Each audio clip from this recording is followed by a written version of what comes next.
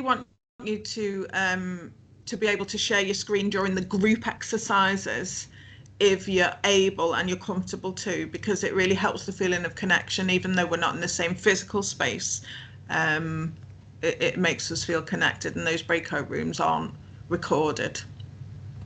So Nicola, I'm going to ask you to share our presentation, if you will.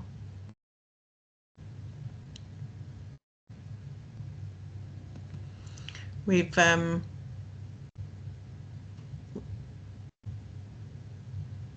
put together a shared presentation. Is that sharing? It is, but it's not on screen. You know, on slideshow. Yeah, that's great. Did you enable sound? I did, yes. Oh, well done. Brilliant.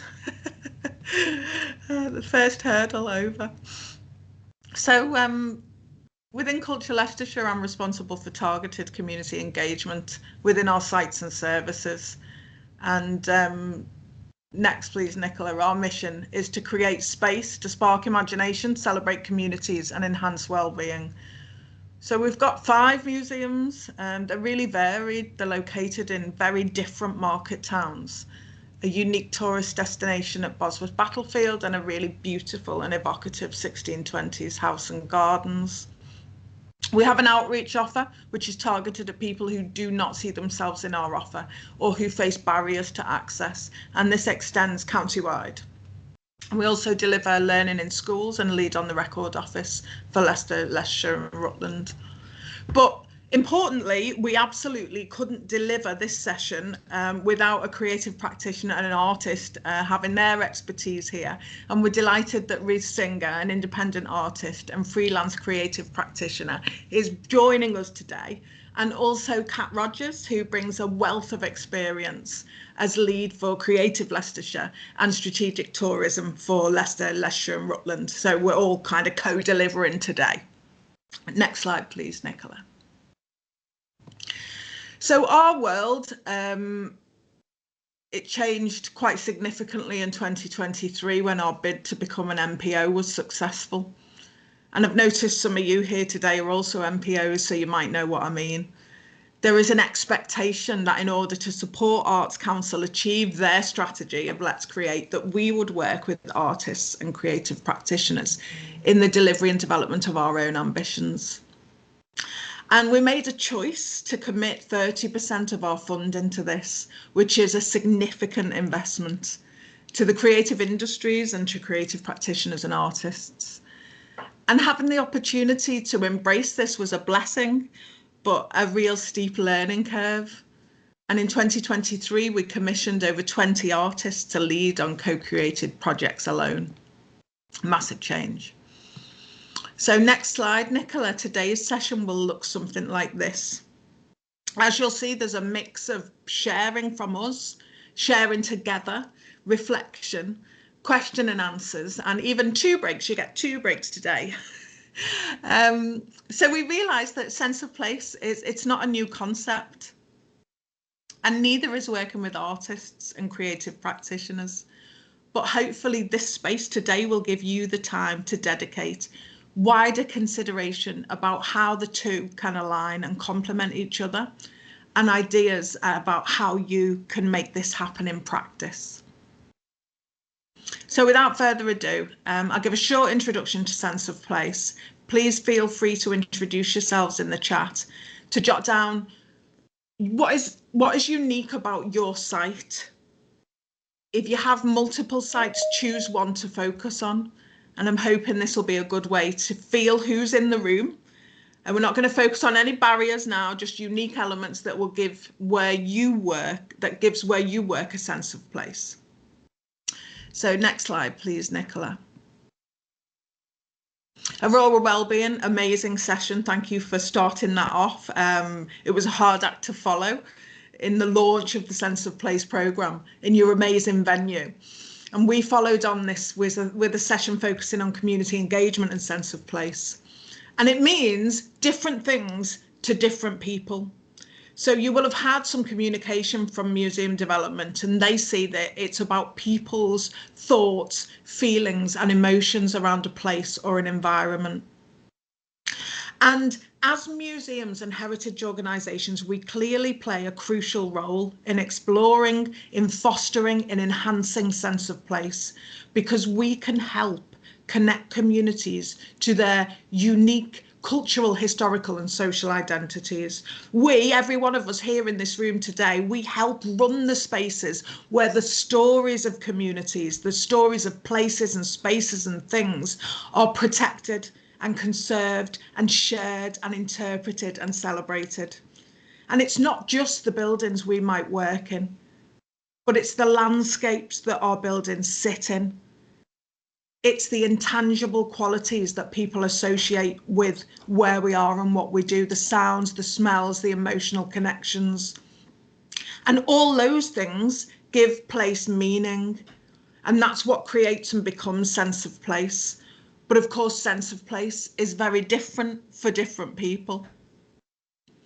So by harnessing it in a positive way, we can help regenerate neighbourhoods and boost local economies, attract more visitors to our venues and areas, and bring people together in ways they may not have connected before, because of the unique opportunities we can and we do provide. So this session is looking at how creative and artistic activity, led by experienced and qualified professionals, can help us do this in even more diverse and unique ways. So I'm going to look at the chat here now. And I don't have anyone introducing themselves or say, oh, I do, Sadie from Derby Museums, working mostly at the Museum and Gallery. Hi, Sadie. Working on redeveloping archaeology and natural sciences. So a story about how people have changed and been changed by the landscape of Derby. Thank you, Sadie. There'll be lots of people here that as well interpret sense of place in a very different way, and how you can contribute towards that. So if we can move the next slide on.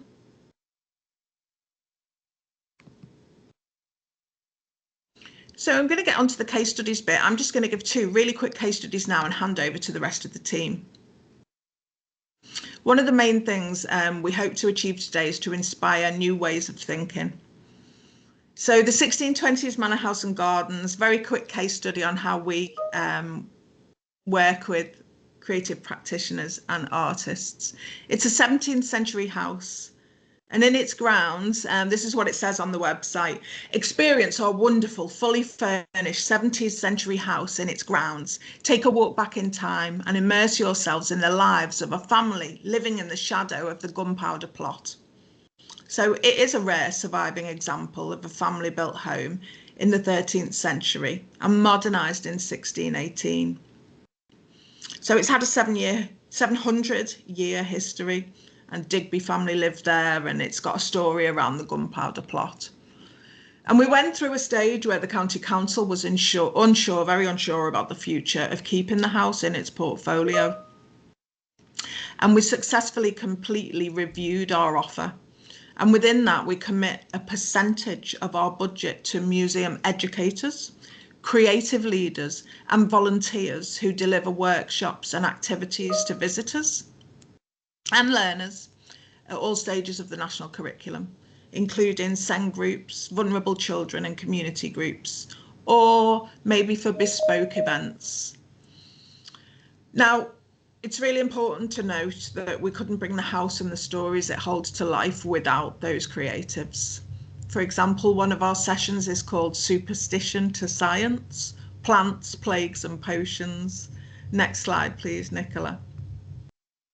So it's about a time of exploration and discovery, people connecting to culture around the world. And as you can hopefully see, activities are done dressed up in period costume, can involve drama, often music. And we have people on our books who deliver these sessions regularly, but we also advertise opportunities to people who are willing to share their unique skills and experience. It could be one-off sessions where we share a brief for people to let us know what they can deliver, which suits our remit and ambitions. We have a standard application form and we shortlist applicants against our desired criteria. But it could be longer term projects with co-curated outputs such as community build bug houses or the making of period costumes for performances. So it's the blend of the structured and the flexible, the prescribed and the very opposite of the prescribed, where we have to open our hearts to new possibilities and arts and culture. Next slide, please, Nicola. And this is a totally different example. Bosworth Battlefield, it has 9 exhibition rooms telling the story of the War of the Roses and the build up to the Bosworth campaign and what happened during the battle itself in 1485. But there's no point in me telling that story. I'm not going to do it any justice, and that's not my aim at all. This case study is about a fabulous piece of artwork about archaeology. So back in 2016, there was a 1485 Legacy Trail group, and their aim was to create a new landscape of world-class artworks telling the stories of places and their role in the story of the Battle of Bosworth. So they set up this steering group, Leicestershire Promotions, Market Bosworth Parish Council, Leicestershire County Council, historians and landowners. And they agreed that everything there is to know about the Battle of Bosworth can be found on a smartphone. Now you just have to type in Google, you can find out everything that you need to know, except for one thing, the physical experience of moving through the landscape in which it took place. And they wanted to embed artworks offering a physical interpretation of local history through a project that was designed to draw people away from their screens and out into the natural environment. And they wanted the landscape to speak through itself through art. So one chapter to another, visiting one piece of art to the next. Next slide, please, Nicola. So the public voted on the concept and who the artist would be. They did drop-in sessions. They presented their ideas. The artists were chosen by the public. They were appointed. They went and spoke to the communities even further and talked to the landowners and the stakeholders. And there were challenges, as you would imagine, negotiating with those landowners. Where would these structures sit?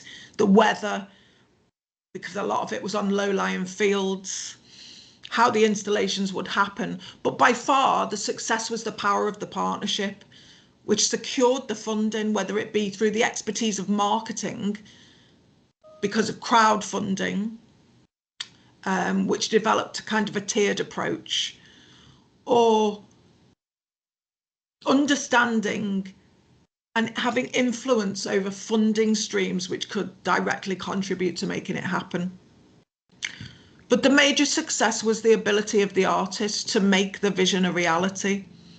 The process made the community stakeholders feel valued and represented, and of course created a sense of place in terms of belonging, cohesion, identity, pride, ownership, legacy. So they're my case studies, and I'm now going to hand over to Nicola. Thank you.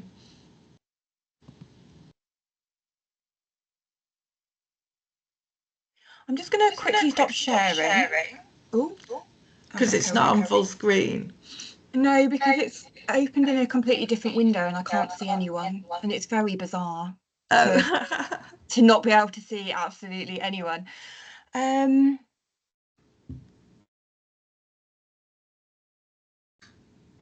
Just going to do it again. No, it's doing it again. It obviously doesn't like me today. Can everyone? Oh, there you are, wonderful people. I can now see you. That's fantastic. Let me just get to. Can everyone see the screen and can everyone hear me? Yes, thank you, Wonderful. Nicola. So today my case study touches upon how we as a museum and heritage service have commissioned creative practitioners to deliver projects which is focused around a sense of place, and I've got 3 examples to share with you today, and I'll also discuss a little bit about the approach of how we personally have worked with creative practitioners. So the first project I want to talk about is one called Our Community Garland Project, which took place at Charnwood Museum.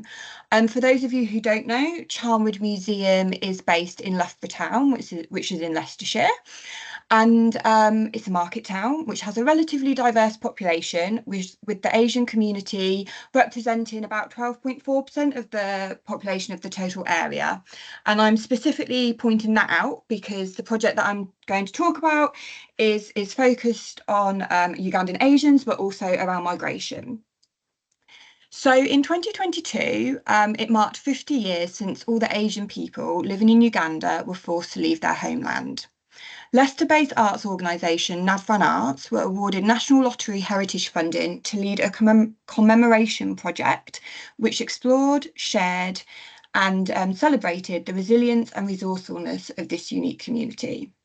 As Loughborough was the main town in the county to offer housing to displaced Ugandan Asians 50 years ago, with over 50 individuals settling here, it was fitting and all the more powerful for Charnwood Museum to host this exhibition, which they did so between October 22 to Feb 23.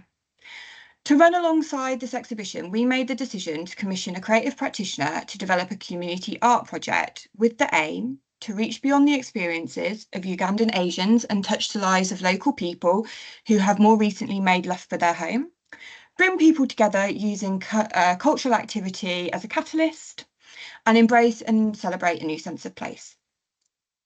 So the artists we commissioned proposed the Our Community Garland project, garlands being a symbol of celebration and welcome.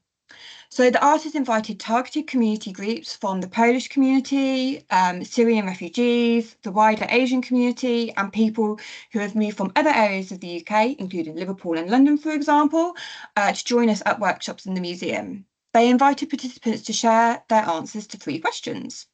What is your first memory of Loughborough? What is it about Loughborough that makes you feel welcome? And how would you make someone feel welcome to Loughborough?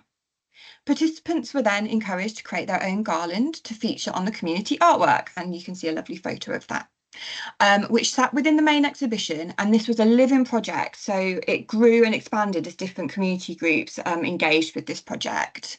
And this exhibition and the work taken to develop it really supported our ambitions of ensuring our museums were safe and inspiring hubs for the local community and places for learning, reflection, inspiration and sharing. So the next project I want to share quickly was called We Are Harbour, We Are Our Home.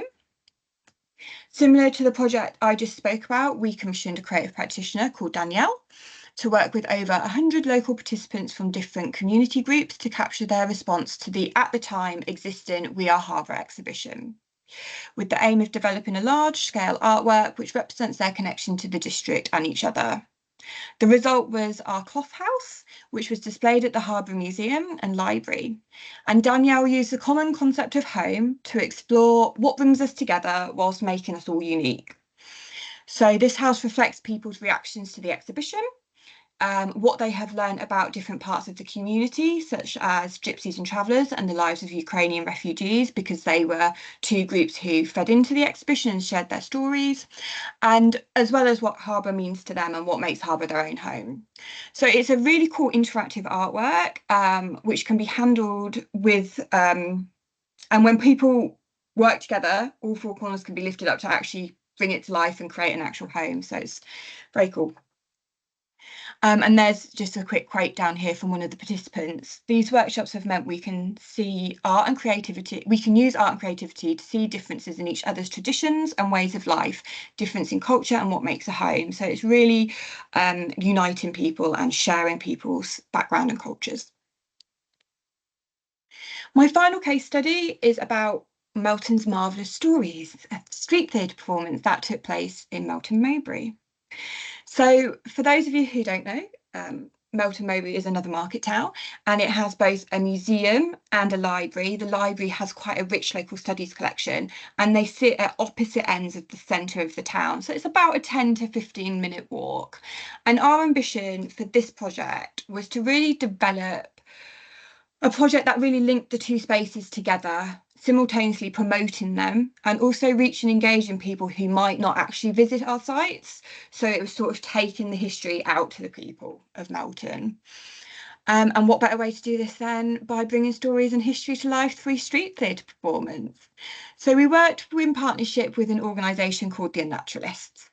And through sensational theatre, this team of pseudo-scientific, hysterical historians revealed that accurately inaccurate historical facts about Melton's marvellous stories. That's their little tagline.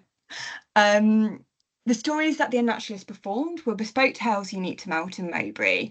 And alongside utilising our collection and archives to research these local people and stories to include in their performance, we also invited the public into story collection days where they shared some of the hidden stories, and then the Unnaturalists used those to support their research and help with their performance. So it was quite a co-created project as well. A feedback from the audience, an audience member, was it was a fantastic experience and something so different from Melton. Really interesting to hear some of the stories behind the different buildings in the high street, connecting the past to now. And it was great that the performance ended at the museum, as I personally have never visited before. So we achieved one of our aims of at least one person.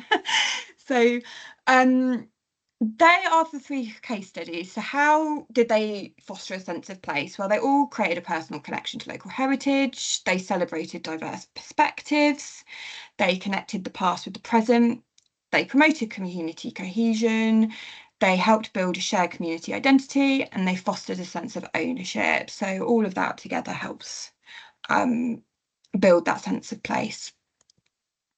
But I just want to touch upon how we, as Culture Leicestershire, worked with creative practitioners, what our approach was and what our considerations were in regards to who we worked with. And I will obviously caveat with this by saying that there are different approaches to how you want to work with creative practitioners. One of the projects, for instance, the Melton one, we did go, due to the specific outcome we wanted to achieve, we did make the decision to go directly to that organisation. We had an informal conversation, asked for quotes, and from that point we were able to establish a relationship and build the project together. However, for the majority of our projects, in particular those that fall under our MPO external funding activity, we do have a process that we follow. And so at the inset of a project, we will develop a working group, and this includes staff at all levels. And we really feel as though this helps with buy-in, in particular with the site teams. That working group will look at establishing project focus or ideas, and then we will go and develop a brief for an artist. So the brief should clarify obviously what we're looking to achieve, what we're looking for the artist to do, what skills and experience we're wanting from the artist, and things like if we want someone to deliver 10 workshops, that should go in the brief. If we're looking for a specific output, that should go in the brief. I will say that sometimes we will have a specific need for a specific outcome. So it might be that we are looking for an artist specifically to do an exhibition for us or do a piece of artwork which can hang in an exhibition. And obviously, when we have a very specific outcome in mind, that will go into the brief to manage people's expectations and ensure artists know what they're applying for, basically. In other cases, our output might be more open and it might be up to the art. We might be looking for artists to propose what that output could look like, but instead we might be specifically looking for someone who can work with a specific target audience. For example, the Community Garland project, it was really important that the artist could work with people who were from marginalised or underrepresented groups, that they could understand the concept of the Uganda 50 exhibition well enough so that they could translate its meaning and ethos through to the participants who identified with it. So it's just really important that you really take your time to develop that brief and you put the key things down, because obviously it makes your role easier to then shortlist, and it makes the artist's job easier to recognise whether the what you're asking from them is something that they can deliver, and manage expectations. So once we finalise our briefs, we obviously advertise them, and we have lots of different ways that we do this.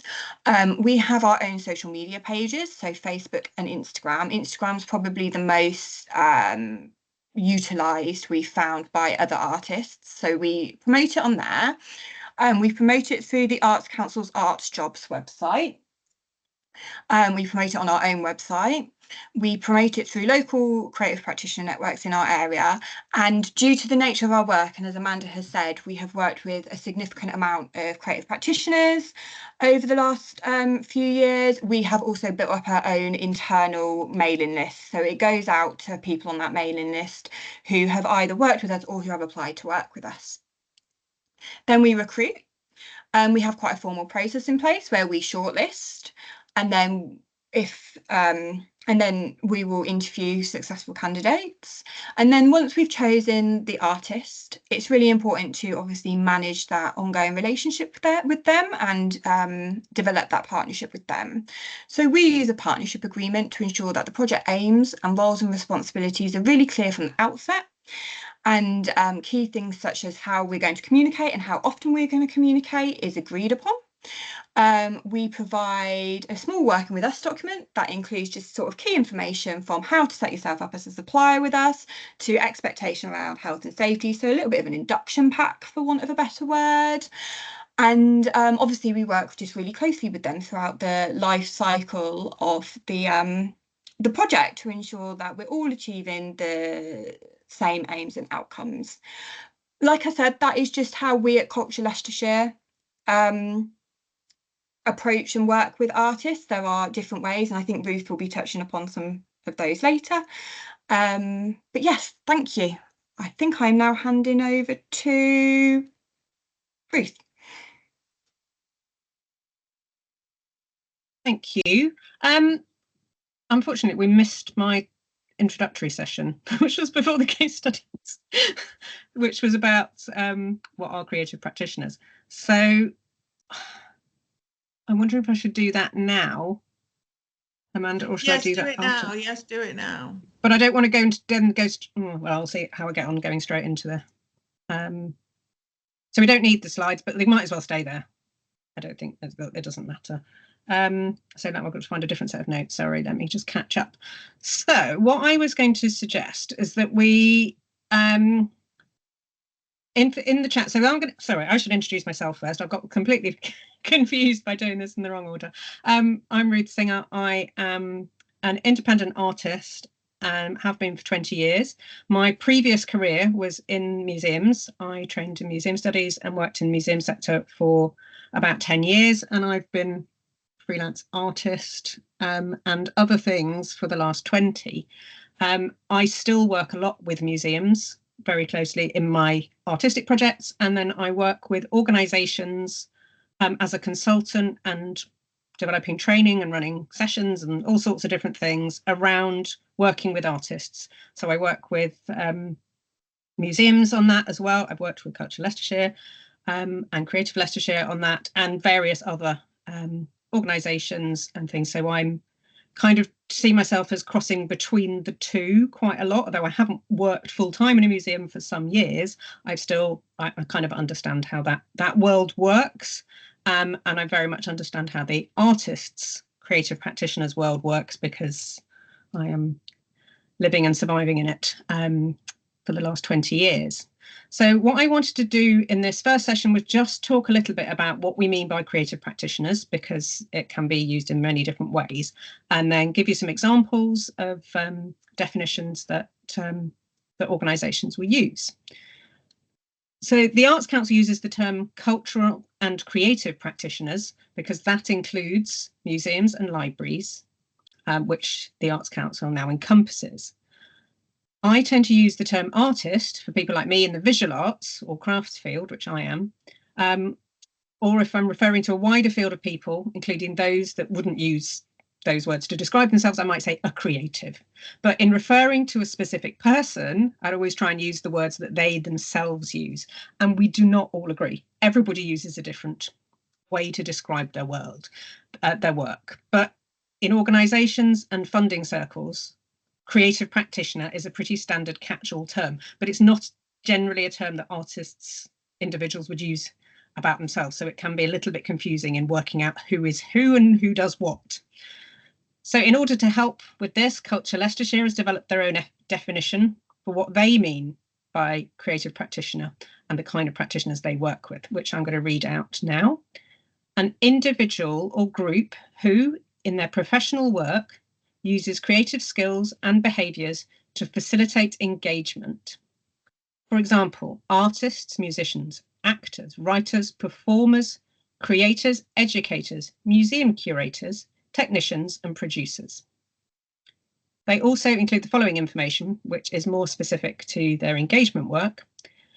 In addition, creative practitioners also have wider skills to enable them to support and involve others, such as workshop design and delivery, marketing and promotion, mentoring and training. Creative practitioners might be a freelance individual or work as part of an organisation. So that's very much the active participatory work and wider involvement being part of it. Bradford City of Culture uses a really good definition, which I'm also going to share. They ask the question, what do you mean by creative practitioner? And they say, you may be an artist, a performer, a creative writer, a director or producer. You may work creatively in a non-traditional way as a curator, an activist, a baker or maker, a designer or stylist, play worker or entertainer. If you have learnt a particular skill at which you are adept and you creatively adapt what you do to meet the needs of individuals or individual projects, then you are probably a creative practitioner. And they go on to add, what is socially engaged practice, which is one of the statements they use, the definitions they use for their work. And they say participatory art is when a professional artist works in collaboration with people who are not professional artists. And socially engaged practice is participatory art that sets out to have a positive impact in places and with people who don't usually take part in arts activity and who are generally underserved by government funding and services. Socially engaged practice is led by the needs, strengths, desires, and ideas of the people the artist is collaborating with, and by the places they live throughout the process from concept to outcome. I really like this definition. It separates the two types of working with people and different forms of creativity without any value judgment. The way I like to talk about myself and my work will also apply to the kind of creative practitioner we're talking about here today. Sometimes I will say artist or writer because, like many, I do more than one thing. But I might also say, I tell stories through textile artworks. I inspire people through artwork that makes you think. I share and I create connections. I am a change maker. And I'm just going to ask you to do a very quick bit of thinking about things that artists or creative practitioners have done in and around your organisation. So just one or two words, just to describe the kind of activities, other than exhibitions, ideally, because that's kind of the traditional thing that artists and creatives might do around a museum or a site. But there are a lot more opportunities and ways of working. And it would be great to hear a few of your suggestions if you can. If we can have some of those in the chat. And I can't see the chat at the moment. This because the ways artists can work in a museum are pretty much endless, and the way creative practitioners can enhance, open up and illuminate your collections or places are pretty much endless too. And I think that is a really exciting way to be working. We'll talk some more about the practicalities later on and how you might collaborate with artists for your sense of place work. But for now, I'm just going to come back to the chat and see if I can see. Anybody's got any? Has anybody got any? Any ways that you've worked or have seen creative practitioners working with your organisation or other museums or heritage places other than exhibitions. And we've had some case studies already with a few of those. Ashley. Hi. For some reason I can't access the chat. It tells me I'm not a member, so I can't do anything. But I do have a quick example. I did the Ladybird Gallery at Charnwood, and as part of that, I worked with Sure Start, and I brought in a storyteller, and we did some storytelling training with these. Well, they were all mothers, women from Sure Start, and it was transformative. Absolutely transformative, to the point where some of them were actually thinking about setting up themselves as storytellers, and were using their storytelling at home and in amongst, you know, their friendship groups and what have you. So it was a really, really positive project. Great, thank you. So that's an example of activities, programming, engagement activities that also going on. We've got performance, poetry, creating multimedia collages, collaborative tile painting, mosaics. So we've got making of artworks, creating artwork, physical things inspired by objects in the collection, sculptures for outdoor trails, art and well-being sessions, live demonstrations, historical fiction audio guide, who wrote the script and acted the parts, and creating furniture to be used in the museum. Some really fantastic examples there. I'm going to talk about a few of my own projects next, where I'll be sharing some similar kind of some different kind of ways that I have worked with museum and heritage collections over the years. Great, thank you for that. Right, so I will go. Sorry, I'm having a too many screens issue.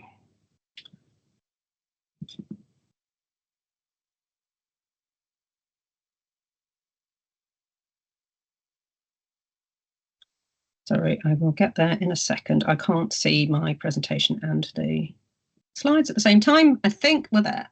Great. So as I mentioned, I come to being an artist from a pretty unusual route.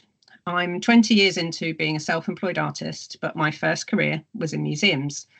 I worked initially in curatorial roles, exhibitions, interpretation and adult learning in museums ranging from tiny independents to my last full-time job was at the V&A in adult learning.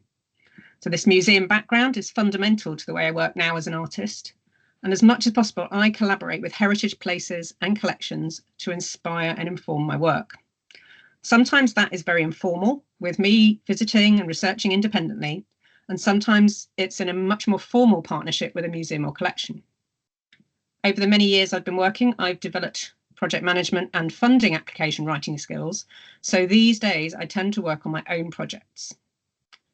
I have been commissioned by museums and heritage collections in other contexts, as well as libraries and universities. But the projects I'm going to talk about today are the ones I've initiated and run myself, rather than the ones I've applied for. The kind of projects I tend to do are ones where artwork or exhibitions of my own work are the main focus, with engagement activities alongside the development or during the exhibition. And that's my preferred way of working, though not all artists by any means will be comfortable having or have the same skills to work in that way. So we go to the next slide, please, Nicola. The first project I'm going to talk about is Criminal Quilts, which was very much a place-based project, starting from a building and ending up focusing on local personal stories. My project explored the stories of women photographed in Stafford Prison, 1877 to 1916, and was a collaboration with Staffordshire Archives and Heritage Services. So if we can go on to the next slide and we'll play a bit of the video about that project. We're starting at about 8 seconds. Thank you, Nicola. So the project really started 6 or 7 years ago when I was commissioned by the Shire Hall Gallery to make some work inspired by their building. And I actually chose to work with photographs of women criminals that they had on display outside the courtroom as my source inspiration.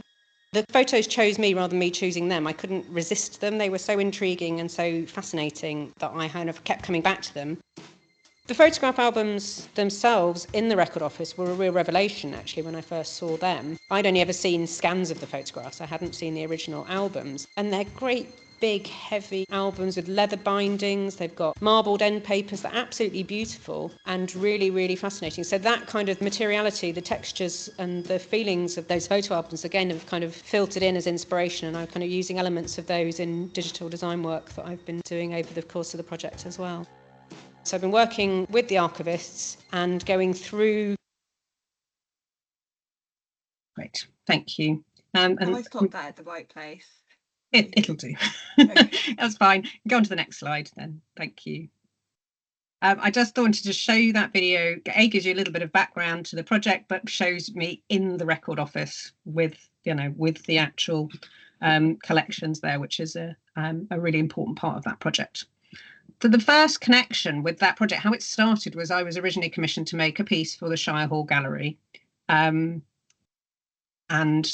they then purchased that piece of work from me, or group of works from me, and then I didn't have anything else to show because I'd really excited by that project, but I didn't then have those artworks of my own, and I was being asked to exhibit them elsewhere. And so I made some more, and then it ended up developing into a much larger scale project. So I applied for funding with the archive, with the Museum and Art Service as a partner, and to make some work specifically for the building, the Shire Hall, which is the 18th century court building in Stafford, which at that time had a contemporary gallery in it and was open to the public. And then but just as I got the funding, the building closed to the public, the gallery closed completely, and the Shire Hall was no longer accessible on a regular basis. So we had to revise the project quite drastically. But then I began working directly with the record office, and that worked really fantastic, and with various other parts of that team. And over several years, I worked with them, and I created the exhibition artworks. So some of them are on the slides here. I wrote a book about the project because there was so much material.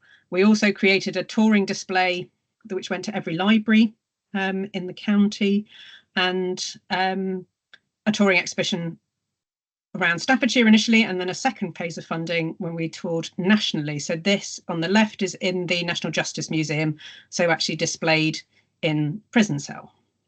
There's an awful lot of story behind this. I can talk for hours about it, but I'm going to keep very, very brief. But the project connected with academic historians and criminologists, local history groups, as well as the textile and quilting interest.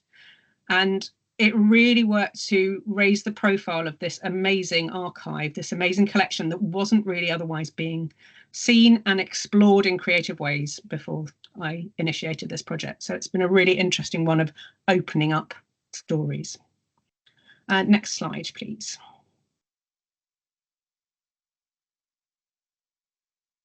So somehow at the same time, I was also working on a smaller scale museum related project, and that was with Gawthorpe Textiles Collection in Lancashire, which is a museum collection of textiles displayed in and associated with National Trust owned Gawthorpe Hall. So this was a slightly more traditional setup of me doing research in their collections and presenting an exhibition of work inspired by their research in their temporary exhibition space. I explored not only the collection, but the story of the founder and her world growing up in Gawthorpe Hall. And again, I raised the funding from Arts Council England to develop and produce the exhibition.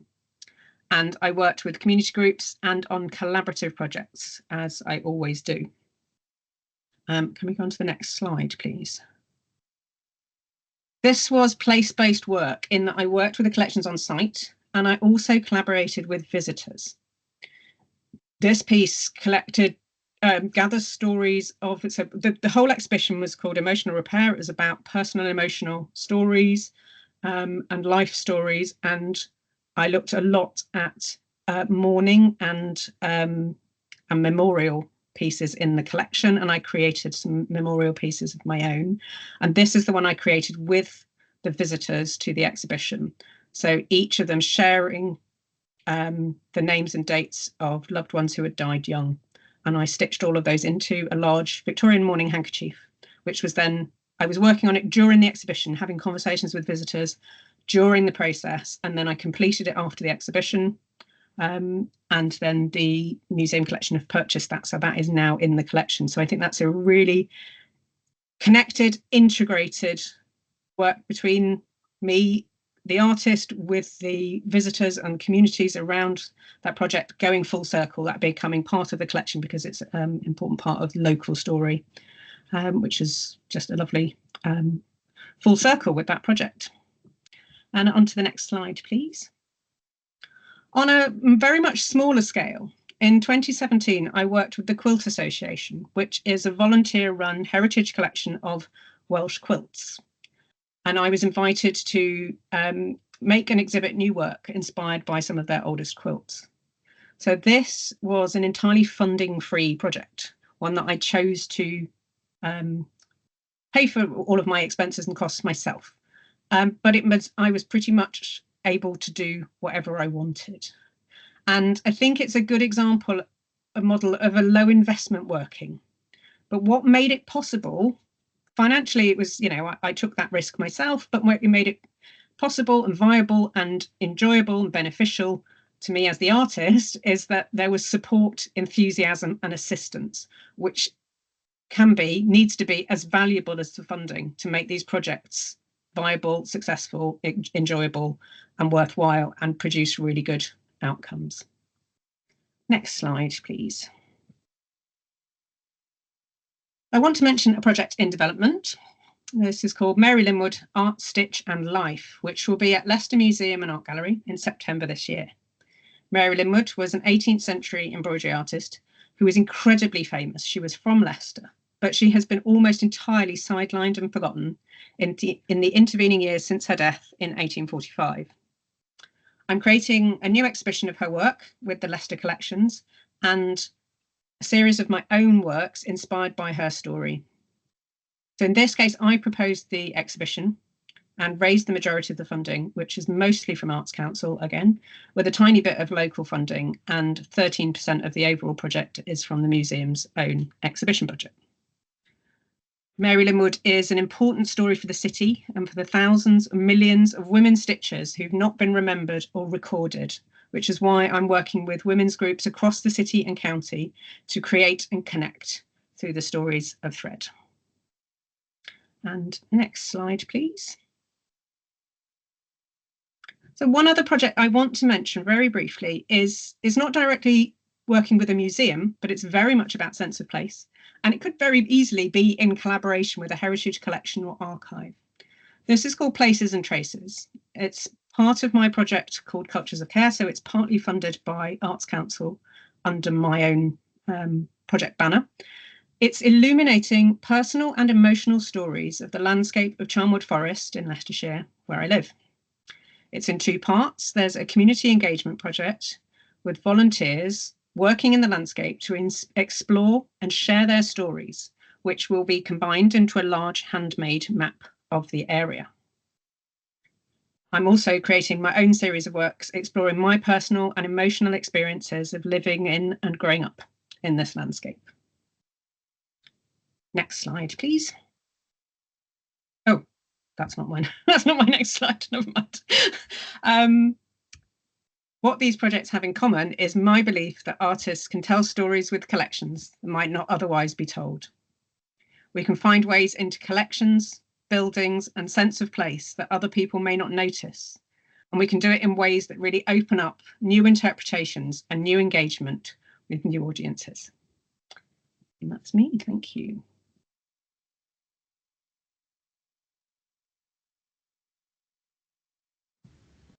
Thank you, Ruth. All that was obviously new to me as well. So really makes me want to go to the National Justice Museum and see that cloak. I really, really want to. It's not there anymore. That was only a temporary exhibition. It's behind me in a cupboard now. It's opened my eyes completely to new possibilities. Looking forward to hearing more from you in a bit. Thank you. Kat. Oh, thank you, Amanda. And yeah, I echo that. Such interesting projects and so much in there. I started to wonder if we were able to ask questions afterwards, and then realised that unfortunately I'm following it with something not nearly as inspiring, but hopefully a call to action. And really, I am only going to take up a few minutes of your time with this presentation. But just to introduce myself, so I am Kat Rogers. I've worked with both Ruth and Amanda for probably over a decade, which is a little bit of a moment. Amanda currently introduced what I'm doing at the moment, which I've somehow found myself in strategic tourism. But actually listening to Ruth's definition of creative practitioners, actually I am also a creative practitioner, and I'm really exploring how I work with stories. I would say I am a creative practitioner and I work with stories. That's not exclusively my own stories, but I am kind of looking at my own professional development, working with an incredible artistic duo called Fourthland. I'm not here to talk about them, but I'm just giving a bit of context to my background. I also have a background working in literature development, which I think has influenced me hugely with what I do and the projects I've worked on and the people I work with. So if you can just move to the next slide, I'll introduce something that we thought might sit nicely with the case studies that you've seen from both Culture Leicestershire and from Ruth. Also, I realised I needed to say I also sit on the board for Culture Leicestershire, so I'm really closely engaged with the wonderful work that they do as well. So I wanted to introduce the idea. Well, I'm sure many of you are already looking and working on these, but seeing museums as places that engage with festivals, running events, and also the visitor economy. And when I saw some of the introductions, I realised that hopefully some of you are already working with the tourism sector, but hopefully this gives you some ideas if you're not. So I'm not, the slides are really prompts. I'm not kind of going to read out what's there. I think there are some interesting, when one is particularly looking for funding, you can go to some of the work that sits in the kind of more local government or papers that have been written that really applaud the work that heritage and museums do. And particularly, I just wanted to flag up the latest Evolution white paper that states that culture, heritage and tourism are vital anchors driving economic growth and creating opportunities for people. These are things we already know, but sometimes when we say them, sometimes it's useful to back them up with a paper or a piece of legislation that tells people who've written that, reminds people that they have actually said that. So if we can just go to the next slide, I'm going to pick out some things. I'm not necessarily, like I say, going to talk to you about what the slides say, but as I was listening to some of the case studies in the introduction, I have just kind of jotted down a few things that I did want to mention. So again, sorry, just to go back, but the DCMS mission I thought was really interesting, that again, their mission is for a more socially cohesive country rather than county, that should say, with an inclusive national story. It's something that you can use if you need to when making the case for museums as venues for events, for festivals, for residencies. Lots of things to think about. Obviously, I'm involved with the visitor economy, and I think tourism and culture are working much more closely together. If you don't know who your tourism managers are, or for your where you are in the country, it's worth finding out. I think I did see there was Laura, I think, is here from Worcestershire, and I have been working and having conversations with Lorna Robinson hopefully you already know who Lorna Robinson is and you are working with her, but if not, please do make that connection, because I think, you know, the more museums and tourism particularly work together, hopefully, you know, that will impact some of the success you have in kind of promoting what, you know, the museums that you have. I think some of you mentioned that getting the word out is one of the struggles that you have. So being able to amplify that through the kind of visitor economy and the Visit Leicesters, the Visit Staffordshires, the Visit Peak District in Derbyshire, the better. Obviously I'm not speaking to my slides, like I said, Owen, but if you could move on, you will get the slides. So there are hopefully some things that you can refer to on there. Yeah, what I'm really talking about is making connections and those collaborative partnerships being key. And I just wanted to kind of make a plea that there are so many different opportunities for using and working with festivals, with arts organisations, sectors that you wouldn't necessarily think might be interested in having a one-day conference or a symposium or a seminar. And one thing I did just jot down, that perhaps many of you do this already, but if there is the opportunity to put out on your websites or in your kind of newsletters that you are open to having conversations with anybody who is programming a festival or a seminar or looking for residencies, encourage them to get in touch. I think one of my learnings, I think, from Ruth's presentations is how proactive she is as a practitioner. Now, there's nothing to say as you know, managers of different museums, we can also be proactive as well. And I feel like having a statement like that is something that's really proactive, inviting people to have a conversation. I can't remember who said this once, but it really stuck with me, that rather than saying yes but when someone asks to work with you, how about a yes and, which kind of leaves it much more open and to different possibilities. I have been involved with some really interesting residencies. I did, as I mentioned before, work with the Regional Writer Development Agency, which is Writing East Midlands, for a number of years.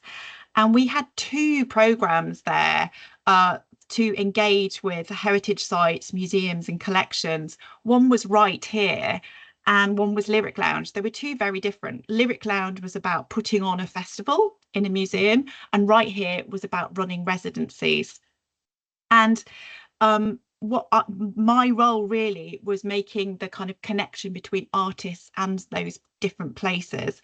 And I know that one of the writers that I worked with was a writer called Mark Wyn Jones, and it completely transformed where his practice went through doing that residency. It was so transformative to be able to work, and I think it was Chesterfield Museum, and we were able to kind of get into the exclusive parts where, you know, the public weren't able to get in, but he brought that work alive to people who would never have seen that or never even known that it existed.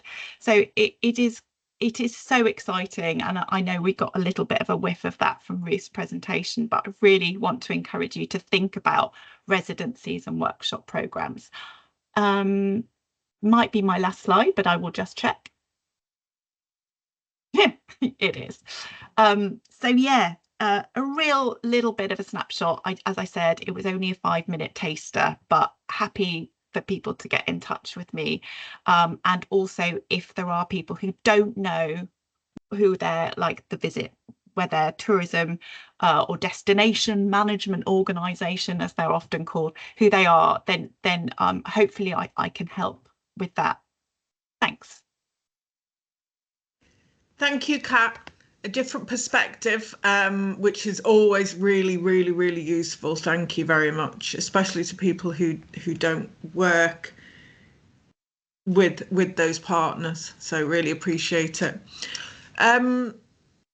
My suggestion is that we kind of think about to ourselves whether we have any questions at all, and maybe save them till the end and we can ask them all at once. Because it would be good if we could go to a break now till 11:15, and just keep those questions in mind, and we can ask them if they've not been answered for you in the workshops and the sessions that Ruth will be leading on from now. So we'll leave for a break for now, come back at 11:15. Can I just mention, can you come back with a large sheet of paper, just an A4 sheet, blank sheet, and some pens, 2 different colours if you can, would be really good for what we're going to be doing next. Okay, thank you, Ruth.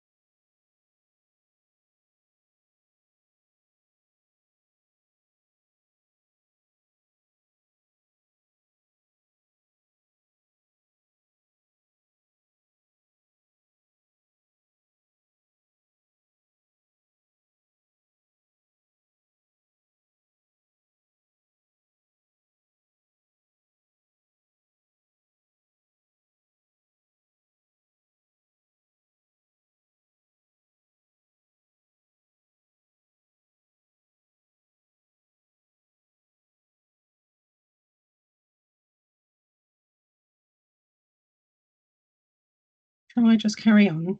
Shall I get started, Amanda? Is that okay? Yeah, I think so. We've got people back. Hope everybody's back with the coloured pens and paper. Yeah, handing back over to you. Okay, sure. Right, I am going to talk a little bit more about creative practitioners. I've done a little short outline about terminology particularly, but now we'll talk about exactly what it's like, how creative practitioners work, what does their world look like, what are needs, benefits and challenges. And then we've got a little bit of activity for you later on. Can I ask, how many people in the room have a friend or a family member who is a professional creative practitioner? I can see 2 on cameras. And Kat, yes, thank you. Yeah, we've got 4 or 5 there. Excellent. That's great. Because we're quite a rare breed, really. I mean, I move in a world where there are creative practitioners everywhere, but apparently in other worlds, they aren't everywhere. But the reason I'm asking that about professional creative practitioner is because professional is a little bit tricky in this context, and the boundaries can be very blurred between earning an income, running a business, and those pursuing a creative hobby in a professional way. We can't always tell from the outside, but in terms of who you might employ or collaborate with, it needs to be those who have a professional practice, both for legal and financial reasons and for reasons of experience. However, this doesn't apply in the same way when we're looking at exhibition work, because there are plenty of artists who aren't earning an income from their work, but can still produce amazing exhibitions. So yes, it is a bit muddy. For the last 25 years or so, I've worked with professional artists and also with non-professional artists on exhibitions, commissioning events and projects, mentoring and training. Most of my friends are artists or creatives. One thing that is abundantly clear is that everybody has a unique practice and works vastly differently. So we're quite hard to generalize about, but I will try. Mostly we're self-employed. But in some creative practice, people may work full or part-time for organisations or companies, which I think is most common in performing arts, such as theatre companies, dance companies, orchestras. But plenty of visual artists will work on a casual or permanent basis with arts organisations, in museums, and an awful lot work in education in various different forms, including museum education, universities, and full or part-time jobs. It's incredibly complicated. We don't all hang out together. There's no one organisation that represents or supports us. Even within the craft centre that I mostly sit within, there's multiple groups and support agencies. Groups tend to be practice-based rather than region-based. So you're unlikely to find, for example, musicians and painters in the same groups, though there will be exceptions to this rule, of course. But in very general terms, we usually work alone, though there will be more community in places where there's, for example, a studio building where multiple art forms are represented, or a gallery or art centre that is very open and welcoming for a place for artists and creatives to come together, though those are pretty rare in my experience. Creative practitioners make their income in a huge variety of ways. There's no one standard career route. As I mentioned earlier, my first career was in museums from a curatorial perspective, and I don't have a textile or art degree. Many do, but not everyone. Some follow a more traditional income making route of making and selling what they do, and in some cases, what they're selling may be their skills as a performer or a teacher rather than products or artworks. And very often it's quite likely to be a combination of several things, as there's no one secure income stream for creatives. We have to be responsive and problem solving, always creative and finding ways to make a living, finding new income streams and networks to lead to more work. Working with the public in some form or other is the main source of income for the majority of creative practitioners that I know, and it's the ones with those skills who you're most likely to be wanting to work with. I talked about running my own projects, sourcing the funding myself, but this is a less common route to making a living.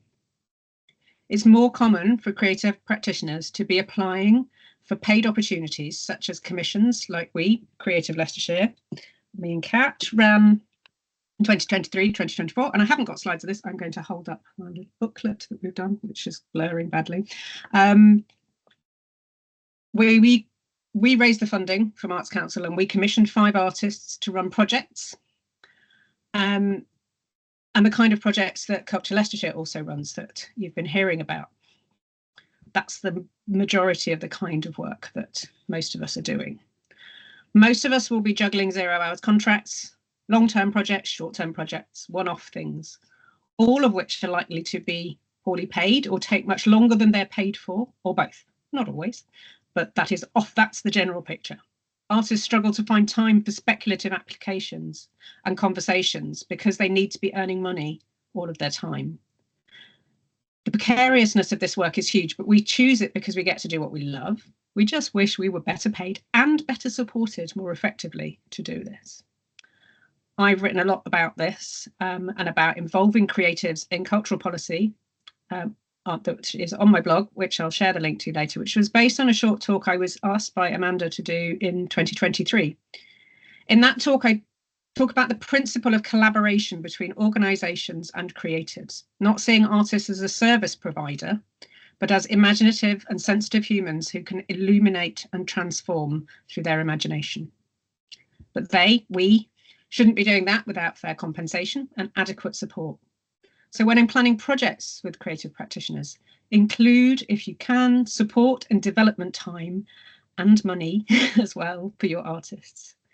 The evaluation for the Animating Leicestershire Towns project, which I just mentioned, is focused around the benefits of artist support being integral to creative projects.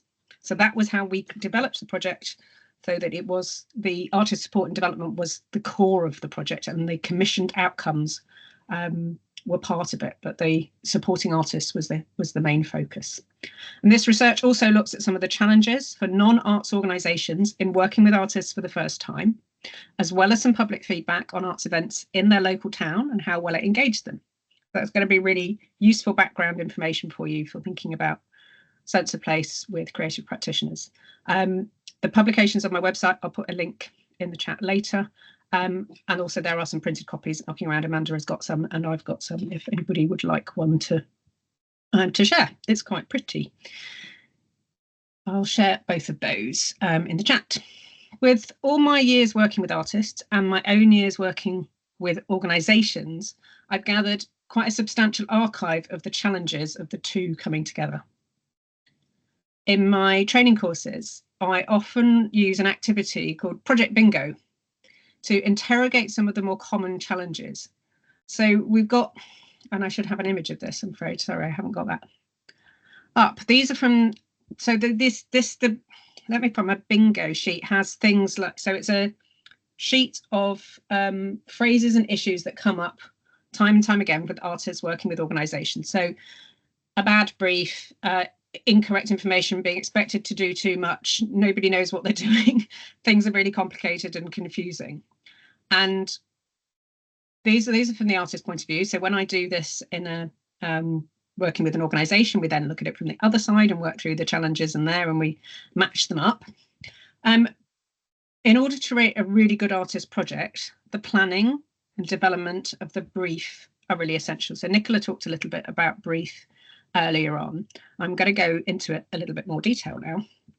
So mistake I often see, or a problem I often see, is writing the brief without really planning and without consulting with any creative practitioners, or having worked for people who haven't worked with creative practitioners before. Trying to write a brief for a creative practitioner, a project, is really difficult. I understand that that's difficult, but there's often challenges when you see a brief and you think, I don't really understand what they want out of this, because they're trying to put too many things in, or have missed out some sort of fundamental factors, and it just doesn't make any sense in terms of how you would physically do it. You know, you'll get a brief where they're asking you to run public workshops for 12 days solid and then produce an exhibition at the end of it.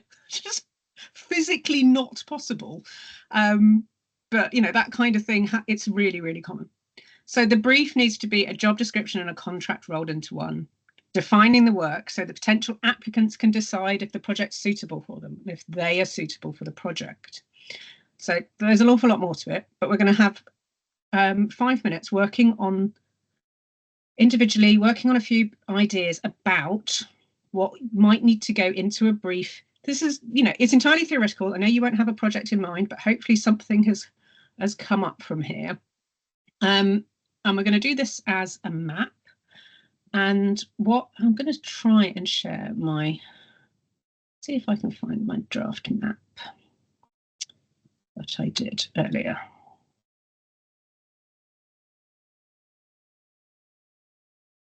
Yeah, that's disappeared. So if you can gather your piece of paper, large piece, while I just look for this, gather your sheet of paper and two different coloured pens if you can. And I will just find this right one. There it is. No, that's it. And I will have another go at sharing it. No, that wasn't what I wanted to do. There's something sharing. I know, but it was a blank screen, wasn't it? I think you were getting the whole of my desktop, which is not what you need. That is what I was going to show you. Thank you. So we're going to do a little map. You're going to have a starting point down at the bottom down here, and then your project is your destination on the other side. And I'm going to show you this very quickly because I don't want you to copy exactly what I've written down. What you're going to put down just all over the page, wherever you want, is some of the things that need to be happening in order to create your brief, some of the elements of your brief. So I've got community consultation, I've got aims, timescales, participants, purpose, marketing. And I'm going to take that down again because I don't want you to have to just be able to copy that. Harsh, but true. But I am going to give you some hints of the kind of things you might want to include in there, which is who, where, what, why, and when. It's basic ones. And then we've got two that don't begin with W, which are risk and resources. Risks and resources. So you can imagine those beginning with W's to sit in the list. I can put those in the chat. So we're just going to have 5 minutes. If you start putting that out onto your sheet of paper, any order, just spurge some stuff down around the who, where, what, why, and when, risks and resources. I'll put that list in, well, I'll try and put that list in the chat, but I don't seem to be able to write in the chat anymore. I don't know why. Oh no, it's working now. Is that clear? Is everybody okay with that?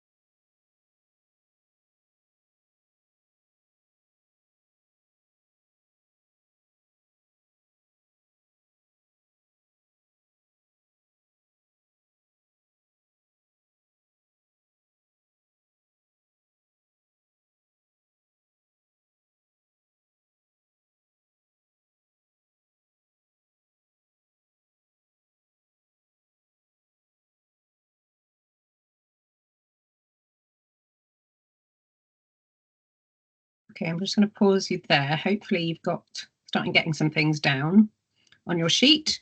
And then we're going to go to, with your other coloured pen, we're going to go into, this is the different second version of it. Oh, are you seeing that with the red lines all over it? Hopefully that's visible.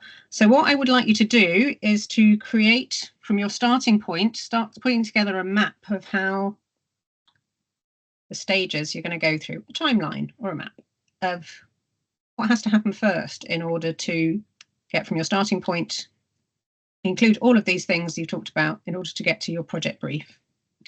All of the things that need to be worked out and what order they need to be worked out in, because that is one of the challenges of trying to put together a brief or a project plan, is certain things have to be sorted out before you can really start. Like your community consultation has to happen at the beginning, not at the end. You have to be clear about your purpose and your aims from the start. So if you can see on my diagram, I've started with purpose and community consultation, and then it sort of goes off towards working out the aims and then figuring out a story and then doing some research and various different goals. You can go in all sorts of different orders, but just to have a think around how this needs to go in a particular order. You won't be able to put it in rigid order. It will leap about a bit. But it's just to make the point that there's a lot of elements that you need to work out before you can get to the stage of writing your project brief. And some of those things may need to be included in your brief, like the resources. But the things that you need to thinking about well in advance, the risks and the challenges and the problems that may come up. They may not need to be expressed in your brief, but you need to work that stuff out before you can commission somebody to do a project. And then find that your venue closes, like I mentioned earlier. Okay. Hopefully you'll have got something from that. And hopefully got a useful bit of information in your map that you can use to start thinking about how you might do your projects in the future. We can we'll reflect on those a little bit more hopefully at the end. But I'm going to suggest now we're going to hear a little bit more about, think a little bit more about the challenges from this kind of work. So if there's any specific challenges and things you need to know in order to be able to take forward this kind of work in your organisation, they can come together. You can either put the questions in the chat now or put them in or save them until we get together in a little while to go through them. But I think we can go straight now into the breakout rooms. You okay with that, Amanda? That's where we're at. Great. Thank you. Okay, I will sort that out. So in our breakout rooms, we're splitting into 4 groups. I'll be in one, Amanda, Nicola and Kat will be in the others. So we're going to be thinking about what's worked well when you've worked with creative practitioners and what the opportunities might be if you haven't already worked with them. We're going to share, Megan will share the questions in the breakout rooms, but I'll just run through them now so you have an idea of what sort of thing we're working on. What stories might a creative practitioner illuminate in your museum, site, venue? What have you observed with participants when working with creative practitioners? So what have you noticed that is been positive or negative? And then thinking about what local groups and organisations you might partner with, which has been discussed already, and where else you might go for advice and support or expertise in exploring this work, in developing this work. Who else could you talk to locally? So that's about what stories might be illuminated by a creative practitioner, what you've noticed, what you've observed with participants when working with creative practitioners, and who else do you know? What else? What is there locally? What can you explore, or what don't you know locally that you need to find out? So those are our breakout rooms where we will be for 10 minutes. And I think those will be set up as if by magic. Thank you. Okay. Come on, magic. Come on, magic. Move us into our breakout rooms. You're going.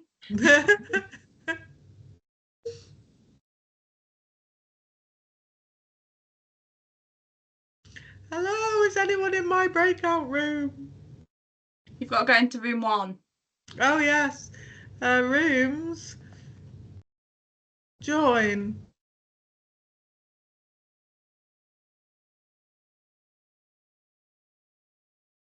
Oliver, what version of Teams are you using? I have no idea, to be totally honest with you. All I can say is that it doesn't look like the way I'm used to seeing Teams, so I think it's a new one. Right, because I can't assign you to a room. It's grayed you out, and Right. it says that you can't access breakout rooms. Are you doing it via the internet?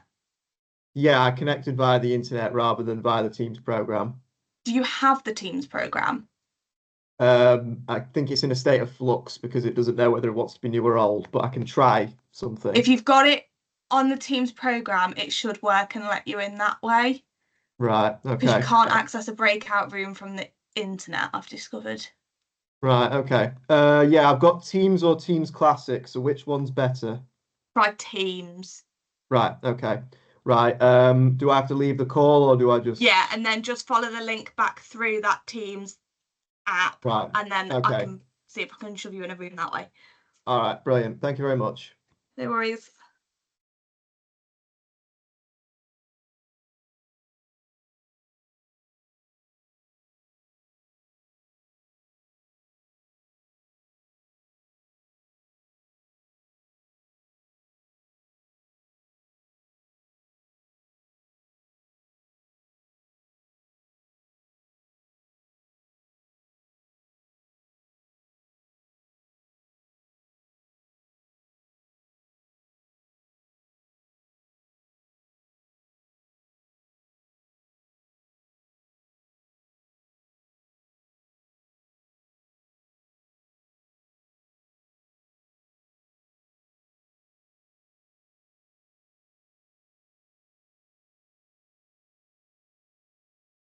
I'll see if that works.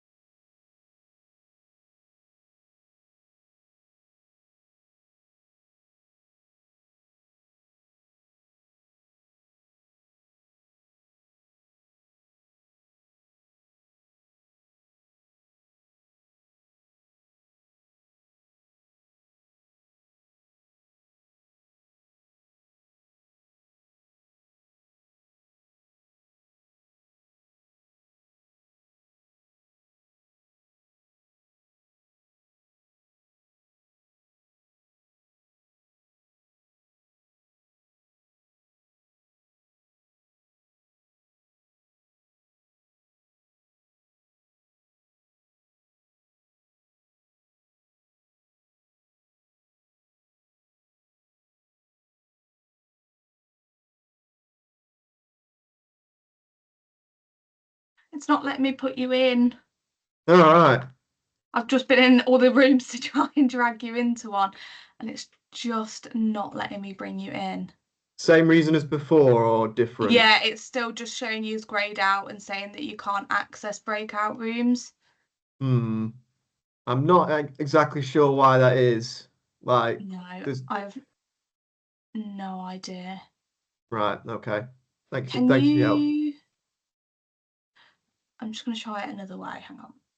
Right. Give me 1 second.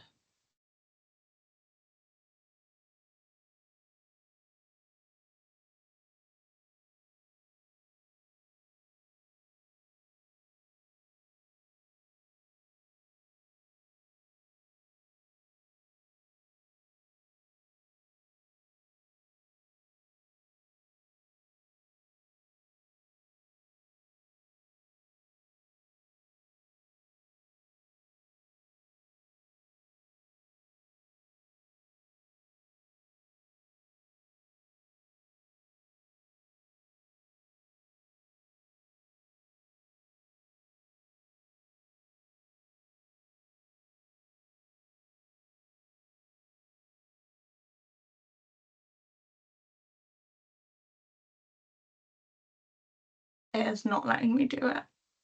All right. Anything I can do is I'll close a room and bring everybody Hmm. back in here so you can discuss it with a room in here. Right. Give me Okay. 1 second. I'm just going to scoot into one of the rooms and close it.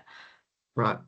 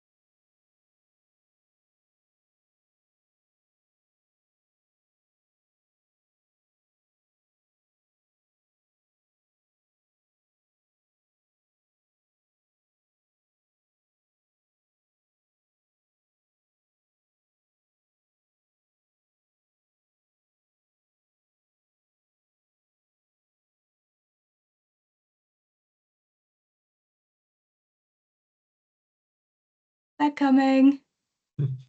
Thank you. They're just moving back now.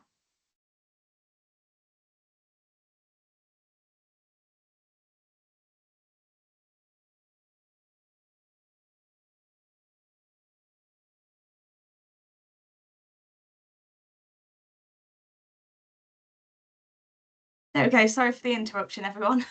That's okay. I've been muted. Oliver, hello. Hello. Hi. We were just talking, people in my breakout room were showing a couple of examples of how they've already worked with creative practitioners and the sort of stories that have come out of that. Or Sadie was saying that she's got a project coming up where she sees a really good connection between the potential to use an artist to help connect participants with landscapes then and now.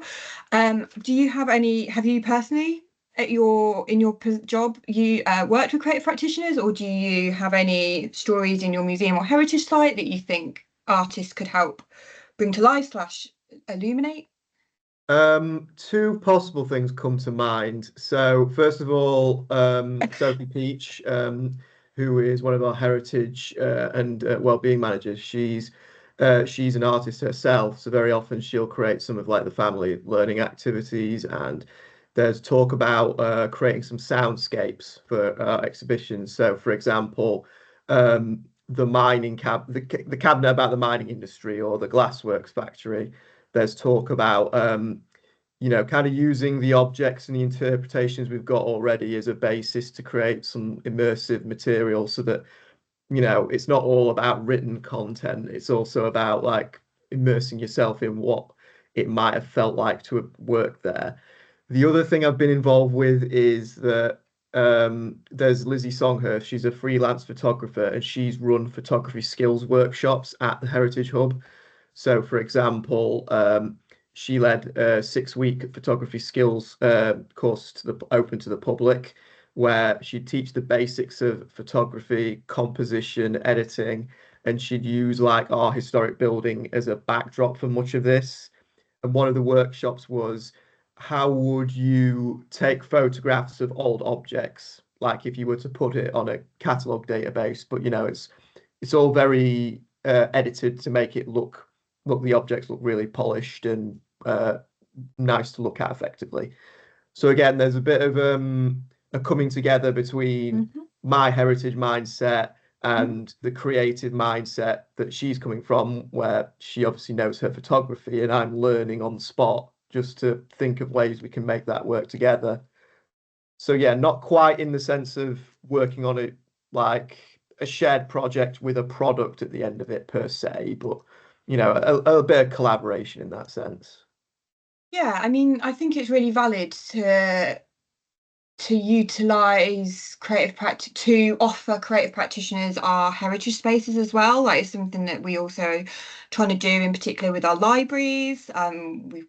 We call it unlocking our libraries, because obviously a lot of the time venue space for artists and creative practitioners can be quite challenging. So sometimes that is another example of how the two can come together. It could just be they want to deliver some workshops, you've got the space, bring that collaboration, and you get the benefit of also potentially bringing new audiences into your site.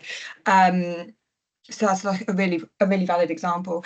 Does anyone have anything to say about any comments around how you've observed, what have you observed with participants when working with creative practitioners? What have the participants gained from it? Has it made their engagement with the site different? Yeah, I think projects that have happened at Derby Museums previously to me starting have been sort of really sort of positive impacts on the communities that we've worked with. For example, we're working with our Southeast Asian communities at the moment to make a photograph archive of their experiences, their families' experiences of moving to the UK and to Derby in particular. So we got some really lovely photographs, and they have an output of an archive that they can then share with people and their own communities. And yeah, just a really nice sort of collaborative sort of way of working with them, and the photographer who was taking a lot of the modern photographs of people as well to include in the archive. So yeah, it was a really nice collaborative sort of thing. But I think again, it was a good thing about the brief. The brief was quite well written, so everyone knew what they were expecting to get at the end of the project. Yeah, I think it's so important to be able to manage those expectations. And then, but like say Stacey said, we have also been in the position where we've gone with quite open briefs because we've not had that particular output need. And then I think when it's an more open brief, I think it's having that sort of partnership agreement, or sometimes organisations call it a contract, whatever you want to call it, in place. So that's when you sort of really nail out those aims, outcomes, and make sure both the artists and the site, the heritage site, are on the same page. But that sounds really positive. Any other comments, or any comments to the other questions? I think the other questions are around sort of how do you have any advice or personal experience of how you connect with artists? Obviously, we're all from different areas, most likely. So how you find them, how you connect with them. Is there any local networks, for instance? I think that's the difficulty. When I was in Essex, I shared a building with the arts officer for the county, well, with the arts team. So it was really easy for me to just go knock on their door and say, I need access to artists. And it was brilliant. And they got on board and they helped me with advertising and selecting and all that kind of stuff. When I did the project at Charnwood, I had to kind of do it off my own back, really. But there was, I can't remember who it was now, but there was a network in Leicestershire where I could advertise for what I wanted to do. Here in Worcestershire, I can't find anything like that. And we don't have an arts officer in our district anymore. So, you know, it's kind of, there's barriers there. And like Ruth was saying, it's that whole thing between finding a professional artist and someone who is, you know, not a professional artist. And it's that definition. So I think personally, I think it's getting harder. Okay.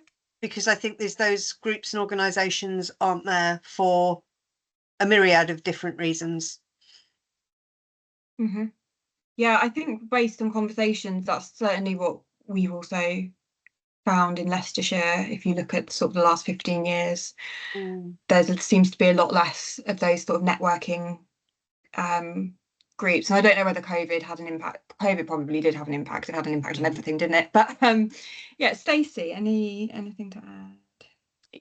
Yeah, I was going to say, so in my last place in Harrow in London, they had like an artist network, so that made it like 10 times easy. And they ran like open house weekends every summer, and they were quite a force of nature because they were growing almost year by year.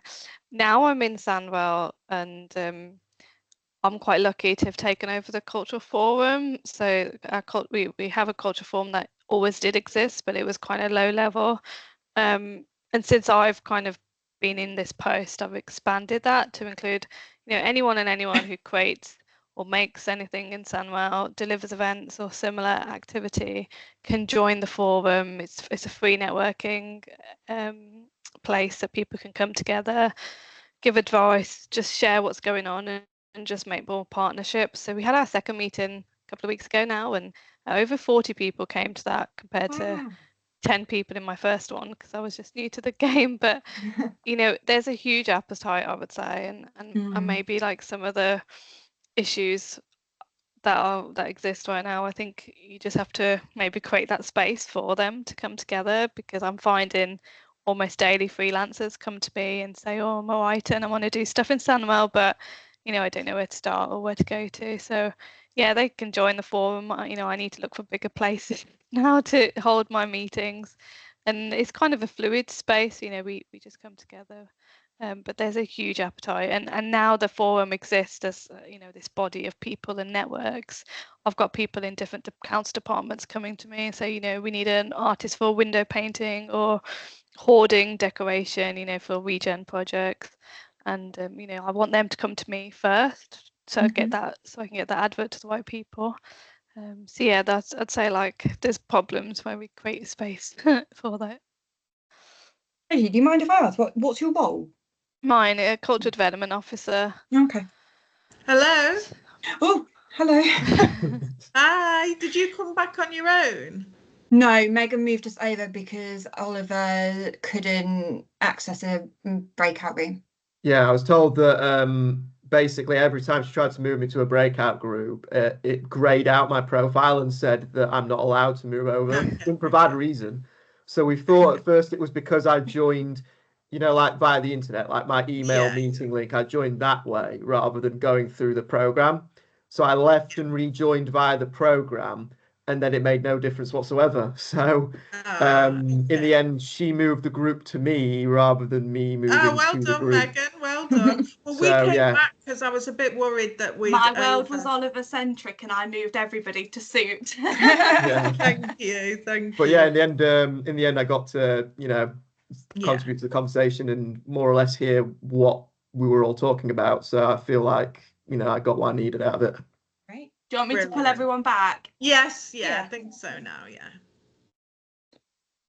Seeing as we're here. Thank you everyone who was in my group for sharing and conversing. It was a nice session. Yeah. No awkward silences. Ashley, it's nice to see you and lovely to hear that you mentioned Ladybird. I loved that job so much. I really did. I just stayed. If I had the money, I'd have worked for free. I loved it there. Welcome back, everybody. So yeah, everybody should be back. Do you want us to share, Ruth, the facilitators? You're on mute. Yeah. We do a very quick. Very quickly. From our group, I loved the quote from Emma, which was, and this isn't condescending in any way, artists' brain work in very, very different ways, and they meant that in a positive way, in that their approach is very, very different. Their approach is different to ours, and the fresh eyes that they bring brings out stories that we wouldn't have seen. The museum's sort of, the way stories are told is very different now, and the approach is different, and it's about the stories of the people that are more important, and artists and creative practitioners can best bring that out. And I'll hand over to Nicola. I did go a bit rogue, Ruth, and asked an initial question first of all of who had actually worked with creative practitioners before, which half of my group had, and there were some lovely examples. Ashley in particular had partnered with 5 new museums and partnered with 5 new artists, and they were tasked with looking at works which weren't already on display and sort of bringing them to life. Stacey's also got a lot of experience and similarly looking at works on display. Oliver had a really interesting comment about how an example of how the Heritage Hub, it was more of a space partnership. So there was a photographer who wanted to deliver 6-week workshops, and they delivered it in the Heritage Hub. So that was sort of making space available for creative practitioners to utilise.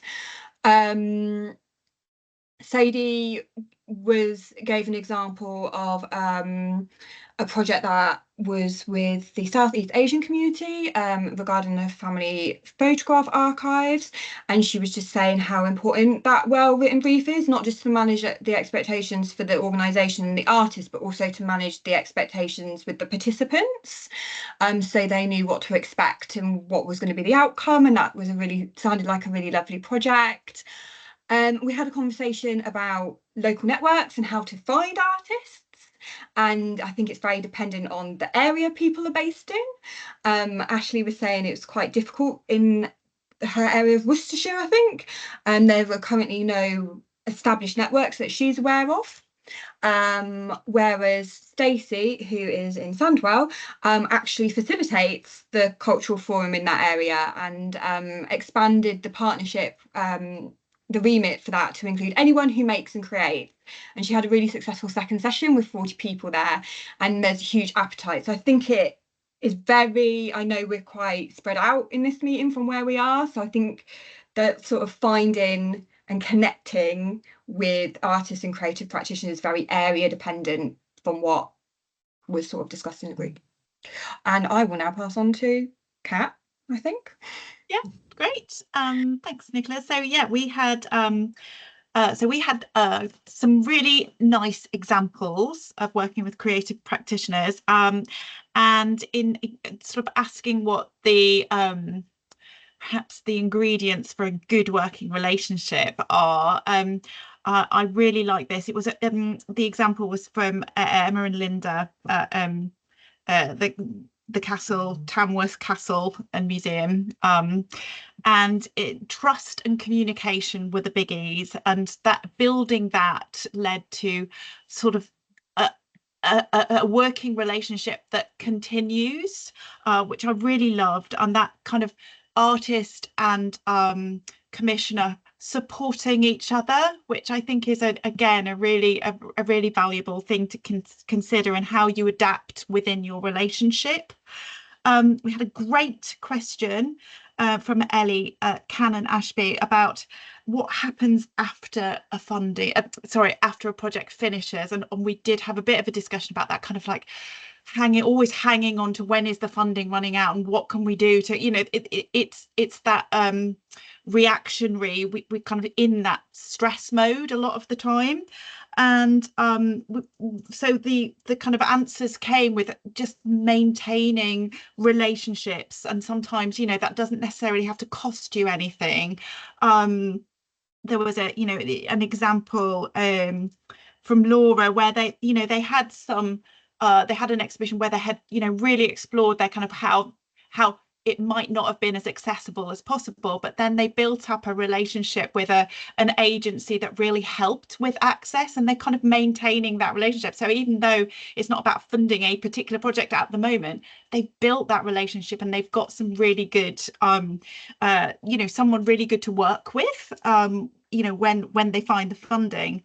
And then also wanted to say, oh yes, lovely example again from Laura about running this wellbeing session. They had an artist they were working with, and actually just in terms of kind of building the network, the artist brought her own group to the project. It really expanded the people who were coming into the museums, because 70% of those people hadn't been in before. So that's also kind of working with the artist and their own networks can really sort of strengthen a project. There were loads of lovely things, but just conscious of time. So great, thank you. Similar things came up in my group. Okay, we had people who were working on having artists in to run creative sessions and working with local people. We had talking about commissioning artworks based on collections, which is it's always exciting to hear, and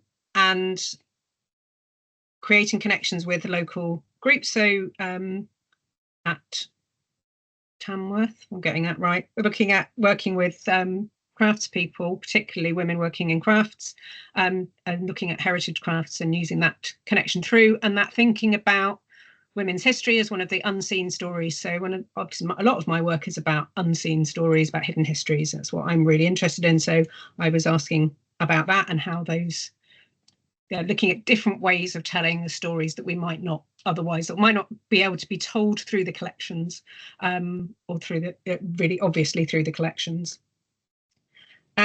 We again had a conversation about where to find artists, and we had a little bit of sharing of knowledge, and I think that is something that would be very beneficial through this program, if people can share where they've worked with really good people, they've got an artist or an organisation that they worked with, if they were happy to put that in the chat so we can share them if they're relevant to other people. But we also had a really nice example from Catherine talking about really deep engagement that artists are able to do, and how for the museum staff standing back and watching that and realizing it's a very different thing than they might be able to do themselves, or be able to do at a very low on a low budget. It's how the investment is really worthwhile, and that can be seen when you see people working with practitioners. But I mentioned that that's also can be quite difficult to articulate, that benefit of why it's worth paying for a professional, somebody with a really different experience, if that's not necessarily being recognised higher up in your organisation, and that is one of the real challenges of making that kind of explaining that relationship. Where you've got an artwork commissioned, it's really obvious. People can see, oh, there's a really obvious benefit. We have a visual, physical thing. But when it's about experiences, and a lot of sense of place work will be about experiences, and that becomes quite hard, challenging to articulate outside of people who are understanding why you're doing it. But really interesting conversations, and I think sharing information between people in this session is going to be really helpful. Thanks, Ruth. I've just put a thank you to all the facilitators. I've just put a note in the chat. If you can send any case studies or any links that you would like to share that would inspire other people around working with creative practitioners and sense of place, send them through to that email. Megan will tell me if it's wrong, and then we'll put them on a web page for you all to be able to access, and that will hopefully inspire even more ideas. Yeah. And any top tips, and what Ruth has just said there, which is interesting, maybe we can do that in the chat if there's any practitioners. So are we going for a break now for 10 minutes? Should we just have 5 minutes? 5 minutes, yeah. Let's have 5 minutes. So we'll come back at 11 minutes past. And 11 minutes past, great. Yeah. I will see you all then. All right. Bye-bye.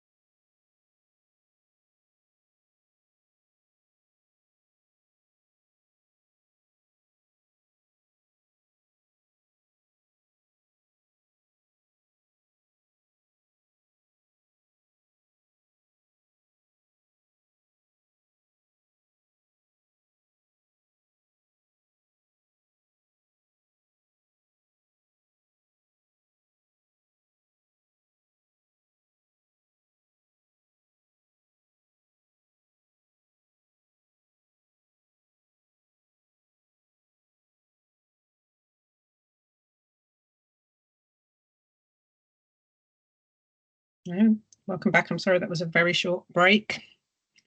I hope we've got some people back. We got one. Thank you. Great. Yes. Oh, I'm very keen on breaks. It's very necessary. There's a lot to take in. But our next section is going to be a quiet section with a little bit more time for you to start sort of taking in this stuff and thinking about it quietly rather than absorbing more information, a bit of reflection time. So what I'm going to invite you to do, we're going to go through 5 questions that I've written about reflecting on what has come out from today and what this kind of work. I will do this. I'll read out the question. We'll have about a minute and a half for you. So if you need something to write on, if you haven't got a piece of paper, a notebook, get something like that you can write on. You can type it straight in if you prefer, but I recommend doing this by hand if you can, as a kind of reflective exercise. So I'm going to ask you the kind of questions that I am interested in for you. This is just for you. So you don't have to share any of this, but hopefully it will help you kind of assimilate some of the things that we've been thinking about and give you time to reflect. So I need to get my phone for the timer. There we are. And we will have about a minute and a half for each question. And I'm just getting the timer ready. And I will ask you the first question. The first question is asking you, well, it's not a question, this is a reflection. Reflect on your confidence in starting this kind of work now compared to the beginning of the session. So, or if you've done it before, reflect on what you've learnt, what you think might have changed in your confidence in doing this kind of work, sense of place work with creative practitioners now compared to the beginning of the session or compared to where you started. We'll have a minute and a half on that.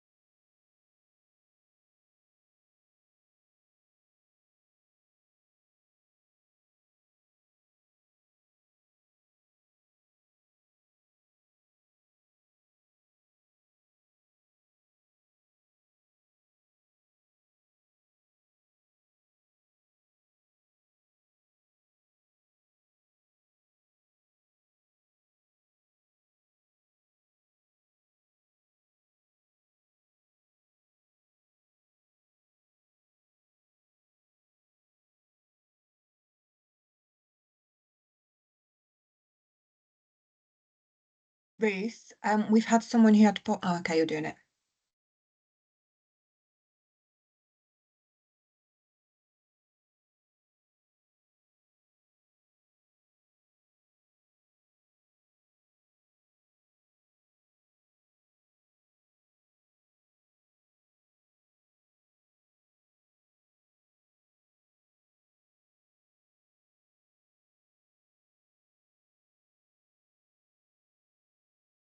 Okay, time's up on first question.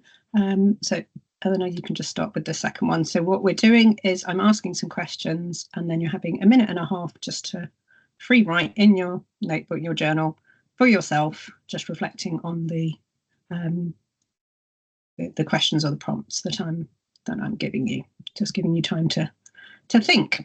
So question 2 is, how could this kind of working transform sense of place in relation to where you work? How could this kind of working transform your sense of place in relation to where you work? So thinking about transforming, what could really change, what could be making things really different? And we'll have, again, a minute and a half on that.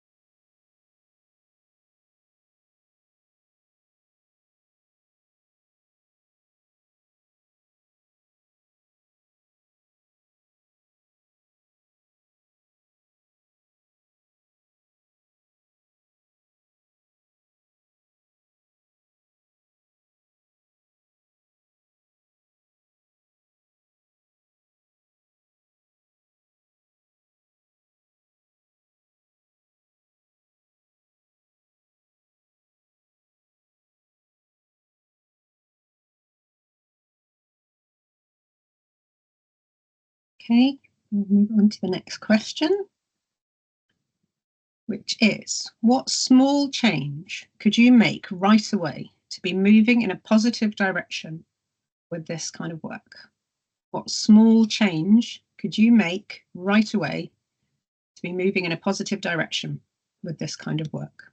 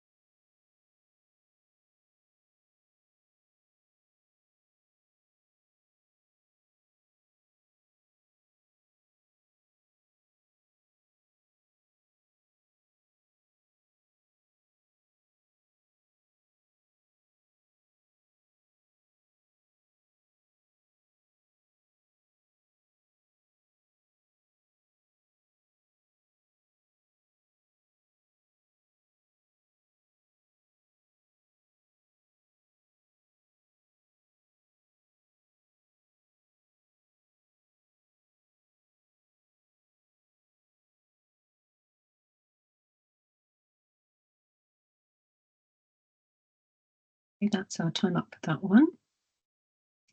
This is a nice question, I hope. What are you excited about in relation to sense of place work? But if you want to write about something else, it's entirely up to you. So a minute and a half on things you're excited about.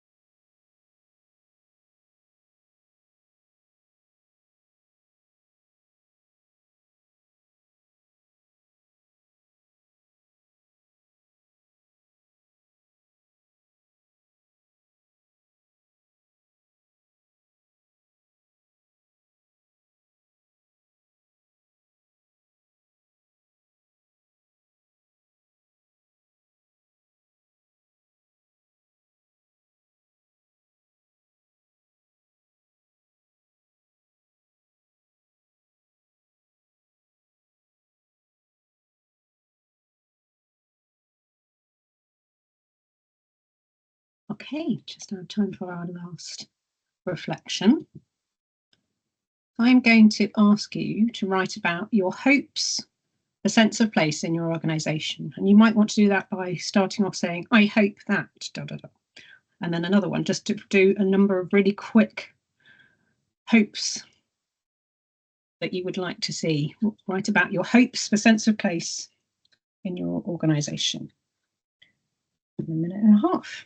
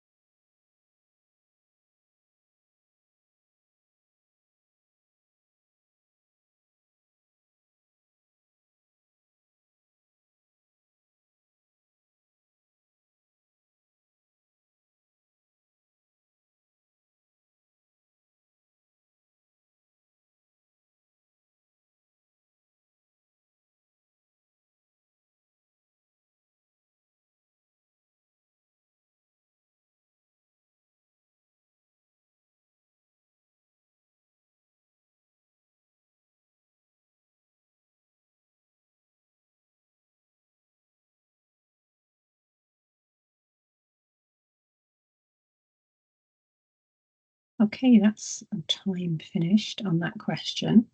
I hope that has been a really a useful way for you just to have a little bit of quiet time to think through some of these things and use reflective writing. I use reflective writing a lot in my work, and thinking about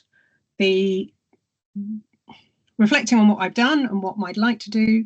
And it's an exercise and activity I use a lot. We're working with artists and creative practitioners and in organisations for just really having time to think about things deeply and using that. So you can come back to those questions at any time. I will put the questions in the chat as well, so you can do it. And somebody's ringing my door, so I am going to get around and do that. If you can, we're going into question and answer. So please go. Thank you, Ruth.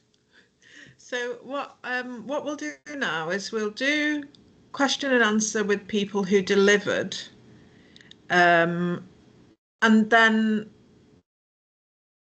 I think we can do a question and answer, because there's lots of people in this room that actually are really, really experienced, and I realised that in the breakout room. So actually, it's not just us that are qualified to answer questions. So if other people do want to jump in, or if the facilitators know of somebody that could really answer that question well, then do highlight that.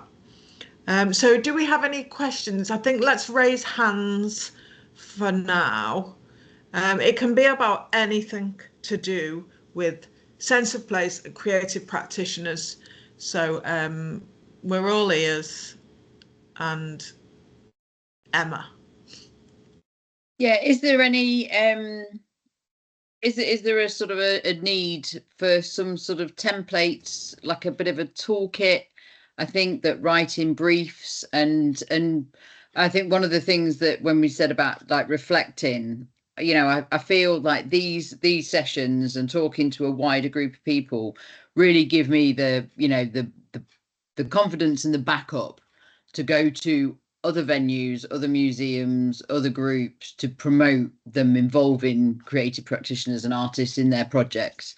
And I think that it would be great to have something that you can, I think sometimes they just think that I'm a bit nuts. So it's, I think if when you come to things like this, it's like, then it sort of also backs you up and the benefits of it. So I think like some sort of toolkit would be really, really useful.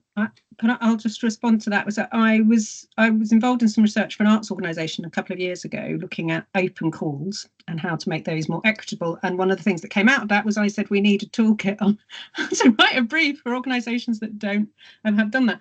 And they said yes, we'll commission that one day. They haven't. Well, they haven't commissioned me to do it. So I don't think it exists. No, I don't think so. And if it does exist, it's going to be more written for arts organisations who regularly commission artists and not necessarily for museums. Yeah. There is a bit, I am going to promote our document, which is freely available, in our Creative Leicestershire, Animating Leicestershire Towns. We have got quite a bit about how we it's not a how-to, but there's quite a bit about how we developed the brief and how we recruited people.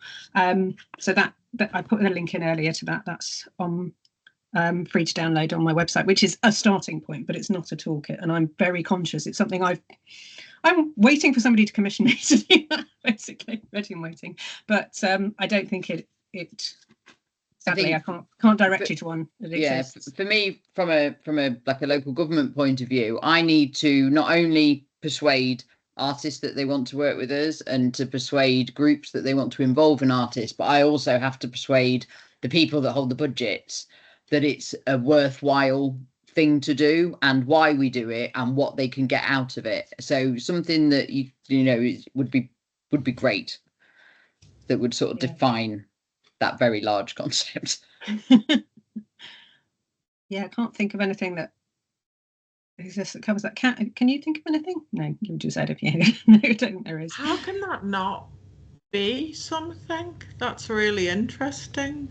It's kind of sort of thing Arts Council should have produced, but it's probably it's going to be too different for every different kind of organisation. That would have to have so many, but if you're doing this, then do that. And if you're working in that, and and things change so rapidly in terms of you know, what agencies there are, what funding there is, what There different ways was, you might do I've things. just remembered, there was a really interesting magazine that I don't think it's still going, but it was called Mail Out, based in Chesterfield.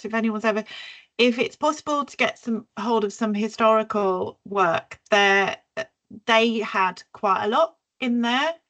So there would be like a kit every time they would come out, and there was something in there that was some sense of toolkit. It's really old though, so not having looked at it for years, it's probably out of date. And then the other organisation, oh my goodness, they've gone out of my head, but there was a very academic series of publications. I'll try and remember for maybe if there's a follow-up, but again, they were done ages ago, so they're not, so whatever it is, we need a new one. Yeah. Thank you, Emma. Can I ask India for her question? Yes. This was mostly for Nicola, but anyone else can chime in. When you were talking about your the process that you go through, the procedure that you go through when you're trying to find a cultural practitioner or whoever it is you're working with, I wondered if you had an average time scale for how long it takes you between forming your working group all the way through to getting to that ongoing management stage. How long does that generally take? Oh, that's a really hard question, because I do think it varies between projects.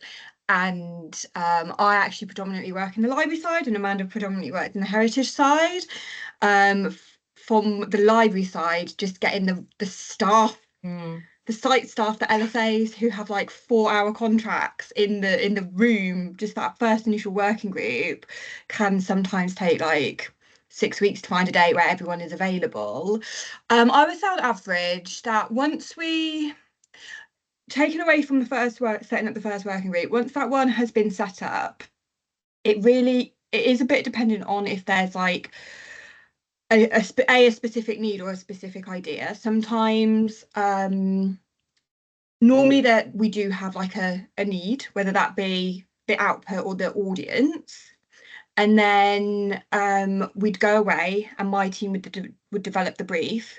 That's quite a relatively quick process now, because we're in our second year, we've got the experience behind us, we've got a template. So we do that, we get it signed off, and then we would probably advertise it for around 3 weeks. So it would be live for about 3 weeks process. And then we obviously try and shortlist and interview within 2 weeks after the closing date. And then we'd obviously let the person know straight away. And it is also a little bit dependent on when they start, is also a little bit dependent on the need of our project. So for instance, if it's to do with an existing temporary exhibition which is coming down by a certain amount of time, obviously that sort of information has to all be factored into the timescales. Obviously it's a little bit dependent on the artist's availability. If we're like looking for someone who has to deliver on a specific day for a specific amount of time, that goes in the brief. And then the process of like inducting is we've tried to streamline it as sufficiently as effectively as possible. But things like setting up as a supplier is also somewhat down to the creative practitioner, and how experienced they are with dealing with lots of different organisation systems, because everyone's is different. Ours, we've had mixed feedback on how easy ours is. I will just leave it at that. So yeah, I can't give you an actual time frame. I just realised I haven't answered your question. No, that's fine. Thank you. I think you've either got to work. You've got to, if you've got a specific date in mind that you need something by, then you work your way back. Yeah, 100%. And then, but if you've got all the time in the world, if it's, then great. But I would say that from start to finish, you know, you're looking at a good 3 months of prep before you go out, you know, with your thing. And because you never know how long something's going to take people either. So you are right, like you've got to, if you've got a specific date in mind, you've got to share that, because there's no point someone spending their time unpaid to put a bid in for something that actually you can't then deliver because they haven't said that it actually needs to be delivered in, you know, 2 weeks time or whatever. But yeah, it's very, I think, case by case, isn't it? I would just say be realistic with timeframes. There's always something unexpected that comes up, which no matter how much you plan for, it comes out from left field, whether it be a property issue. I'm currently in a blooming planning debate about whether I need planning permission to put a piece of artwork up, whether it be, you know, you're wanting to engage a particular audience and the partnership with that to get that audience in. So there's only so much planning you can do. You also have to be able to sort of be adaptable and flexible as well. But yeah, as Emma said, definitely if you've got a specific date that something needs done, work backwards and give yourself time for the unexpected, because I'm telling you there will be an unexpected. Can I just add to that? One thing to really make sure you do is make sure you've put in enough time for shortlisting. Because when I did my project in Essex, I worked with the arts team and what have you, and we thought maybe we'd get 10, 15 applications. We got about 60. Whoa! And yeah, because people, they were getting to work with museum collections and museum collections that weren't on display, so it really sparked interest. And we just kind of sat there going, oh my God, we've got to sit and shortlist all of these. And we put a day aside for shortlisting, and we had to do 3 to 4 days of shortlisting and then a day of interviews. And, you know, so it was kind of that kind of skewed thing. So just, you know, it's like trying to knit fog. You don't know how popular it's going to be, but always anticipate that you might need more time than you actually initially thought, because if it does spark interest, you'll get overwhelmed, which is a good thing. But, you know, it's, yeah, a bit crazy. What did you say, Ashley? Catnip fog? It's like knitting fog. Knitting fog. Knitting fog, yeah.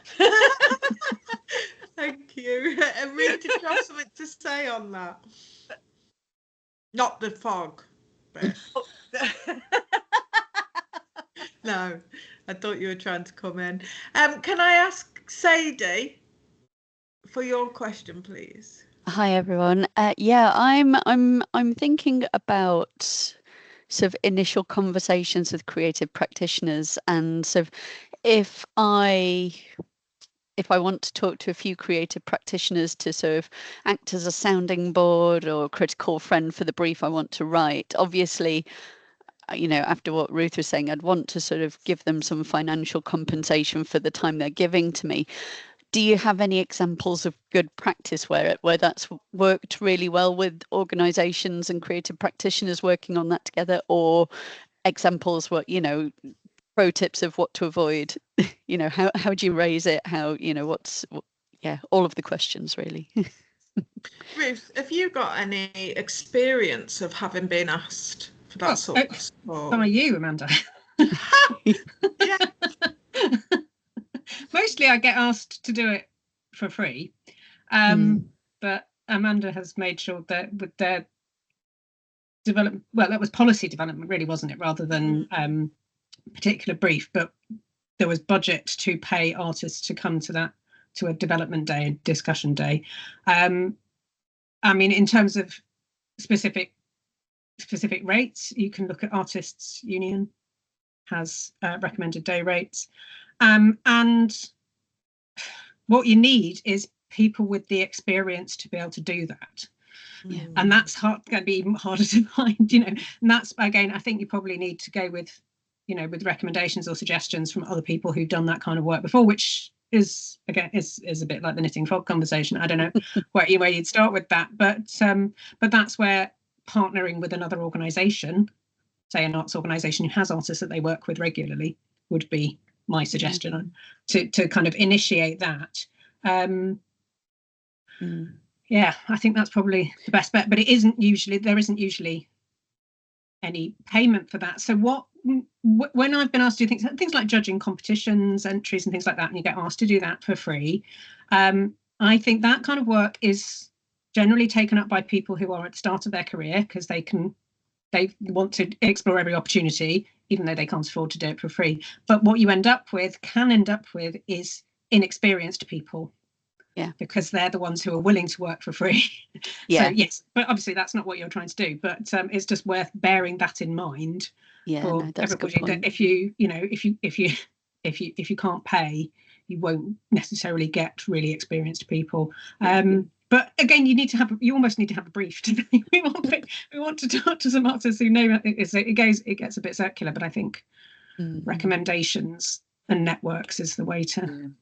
You can always go to your local council and talk to them, whether they've got a culture or arts officer or something like that. They will usually have like a set of friendly sort of venues and places that you might just be able to run your ideas past, that aren't self-employed artists that have a role that that covers arts, and they're knowledgeable, but they're being paid for their time already. Yeah. And it might be part of their role. We've got a local arts partnership officer, and that works well. Every council has them under different job titles and in different departments, so they're not always easy to identify. Yeah, brilliant. Thank you so much, everyone. That was really helpful. Thanks, Sadie. Ashley, did you have a specific question, or were you responding to a question when you put your hand up? No, I just wanted to make my point about the time, that was all. Are there any other questions that people have that they'd like to use the time to ask?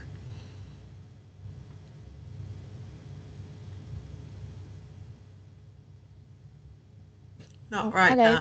Hi, I've just got a quick one about, I've just been having a Google of, like Visit Erewash, the destination management part of it. And I'm just, I've not really looked into this before.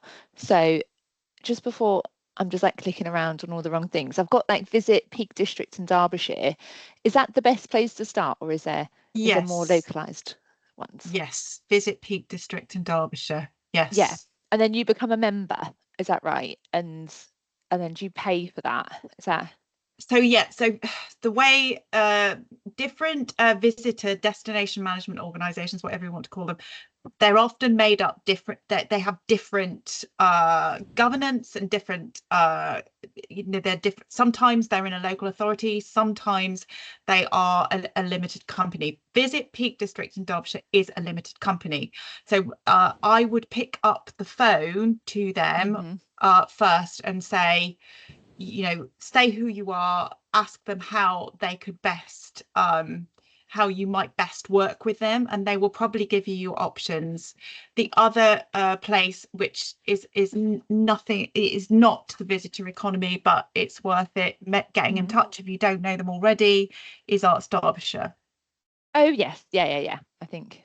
But I would, in terms of a different sector and reaching out, I would get in touch with. Jo Dilly's the managing director, but there's a team, so reach out. Yeah. Is that to Arts Derbyshire? No, I would definitely try Visit Peak District. Yeah. Lovely. Yeah, that's going to be first on my to-do list. Thanks, Catherine. Thanks, Kat. Emma. Yeah, just on that DMOs is the new sort of local visitor economy partnerships that are being sort of launched through Visit England. They're bigger areas, but the DMOs that they've sort of joined together, I suppose, in some ways, they'll all have levels of partnership anyway. So it's you'll not be paying even if you go into as a paid member, you'll not be paying in as a at the top rate like a huge business would. But also it is worth talking to other, look on their website and look who their partners are and talk to one, see whether they think it's worth it. Because some give more than others. some, some are really well established and have got a great network and, really active, and some are just sort of starting out. And, it's always worth sort of just talking to people who are already involved with those organisations to see how it, how it plays out. Yeah, the LVEP, or Local Visitor Economy Partnership, so Derbyshire are one, and they're quite well established. Yeah. I think if Leicester only have they just got theirs? Yeah. I thought somebody had put their hand up, and have they taken it back down? Don't know. Have we got any more questions? Does anybody need any artist recommendations? Throw in your local area and I'll throw out some of my friends. Is the Leicester, because I used to promote things through the particularly if they were like linked to museums, through the Leicester Uni Jobs Board. Oh yeah, it was still going, yeah. Is it still going? Yeah, it stopped for a long time. I know it stopped through COVID. Yeah, I think it's just restarted. Yeah. Am I right? Yeah. It's back up and running. Jim, who used to do it, passed away. He retired and he passed away, so it went offline for a while. But it's back up. It's a new website. It's back up and running. So yeah, that's a good place to advertise. It's also worth connecting to Design Nation as well. Okay. They're run from they're part of our hub in Sleaford, run from there, and they will help connect people with artists and share opportunities, promote them on their channels, and that's how I tend to ping mine out nowadays. Oh, great! I've not heard of that one. Great. Find a link. You must be aware of them, Ruth. Yeah, I'm not a member anymore. Oh, you're not? I was for years and years, but I haven't been for a few years now. But it's just because I work in a different kind of way. They're quite design, product, retail, maker orientated, and I'm more projecty. So wasn't quite right for me anymore. But they are great. Do some great stuff. Lots and lots of really good artists. So what was the name of it again? I Design Nation. I'm going to put the link in the chat. Bear with you. Any more questions before we go to close? Just to say thank you for coming along, and as was mentioned by Museum Development Midlands, there will be a cohort opportunity where six people can come along and do an intensive sort of sense of place focus. So keep your eye out for that. Helen put it's a museum development evaluation that she wants you to complete. So that's in the chat. It doesn't take very long, and she'd be really, really appreciative if you could do that. I think it's been a really nice group today. I've really enjoyed it myself, and I've kind of learned a lot as well, which is always very, very good. So thank you for taking part in it. I think my one takeaway is that no one size fits all in terms of approach or ways of working with creative practitioners, but just to be aware that it's not all about you. It's about the partnership, and if you get that right, then you're on the road to success. And that, as Emma said in our session, we are changing in terms of organisations and what we stand for and who's in control. And a lot more now, the people that we are paid to serve are in control, and it's them we need to be listening to, and they are going to guarantee our future. So being able to tell their stories through artists and creative practitioners is definitely a way forward and should be massively high on our agenda. I think I also learned that more so than I realised was that art can build trust with people. I think as professionals we have so many jobs to do, and that kind of project focused or creative focus with the artist and that relationship can build bridges that maybe we can't and connect to communities that maybe we haven't been able to before.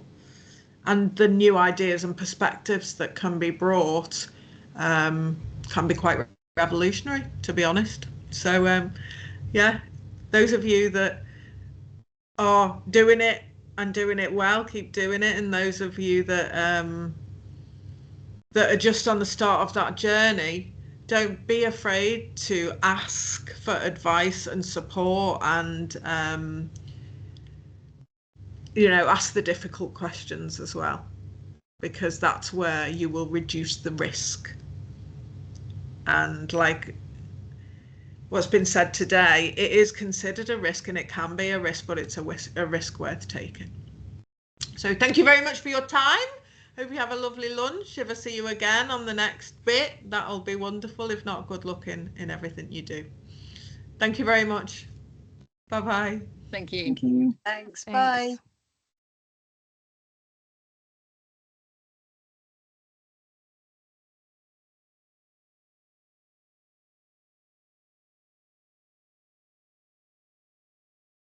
Megan, can you end the recording before we forget? I can.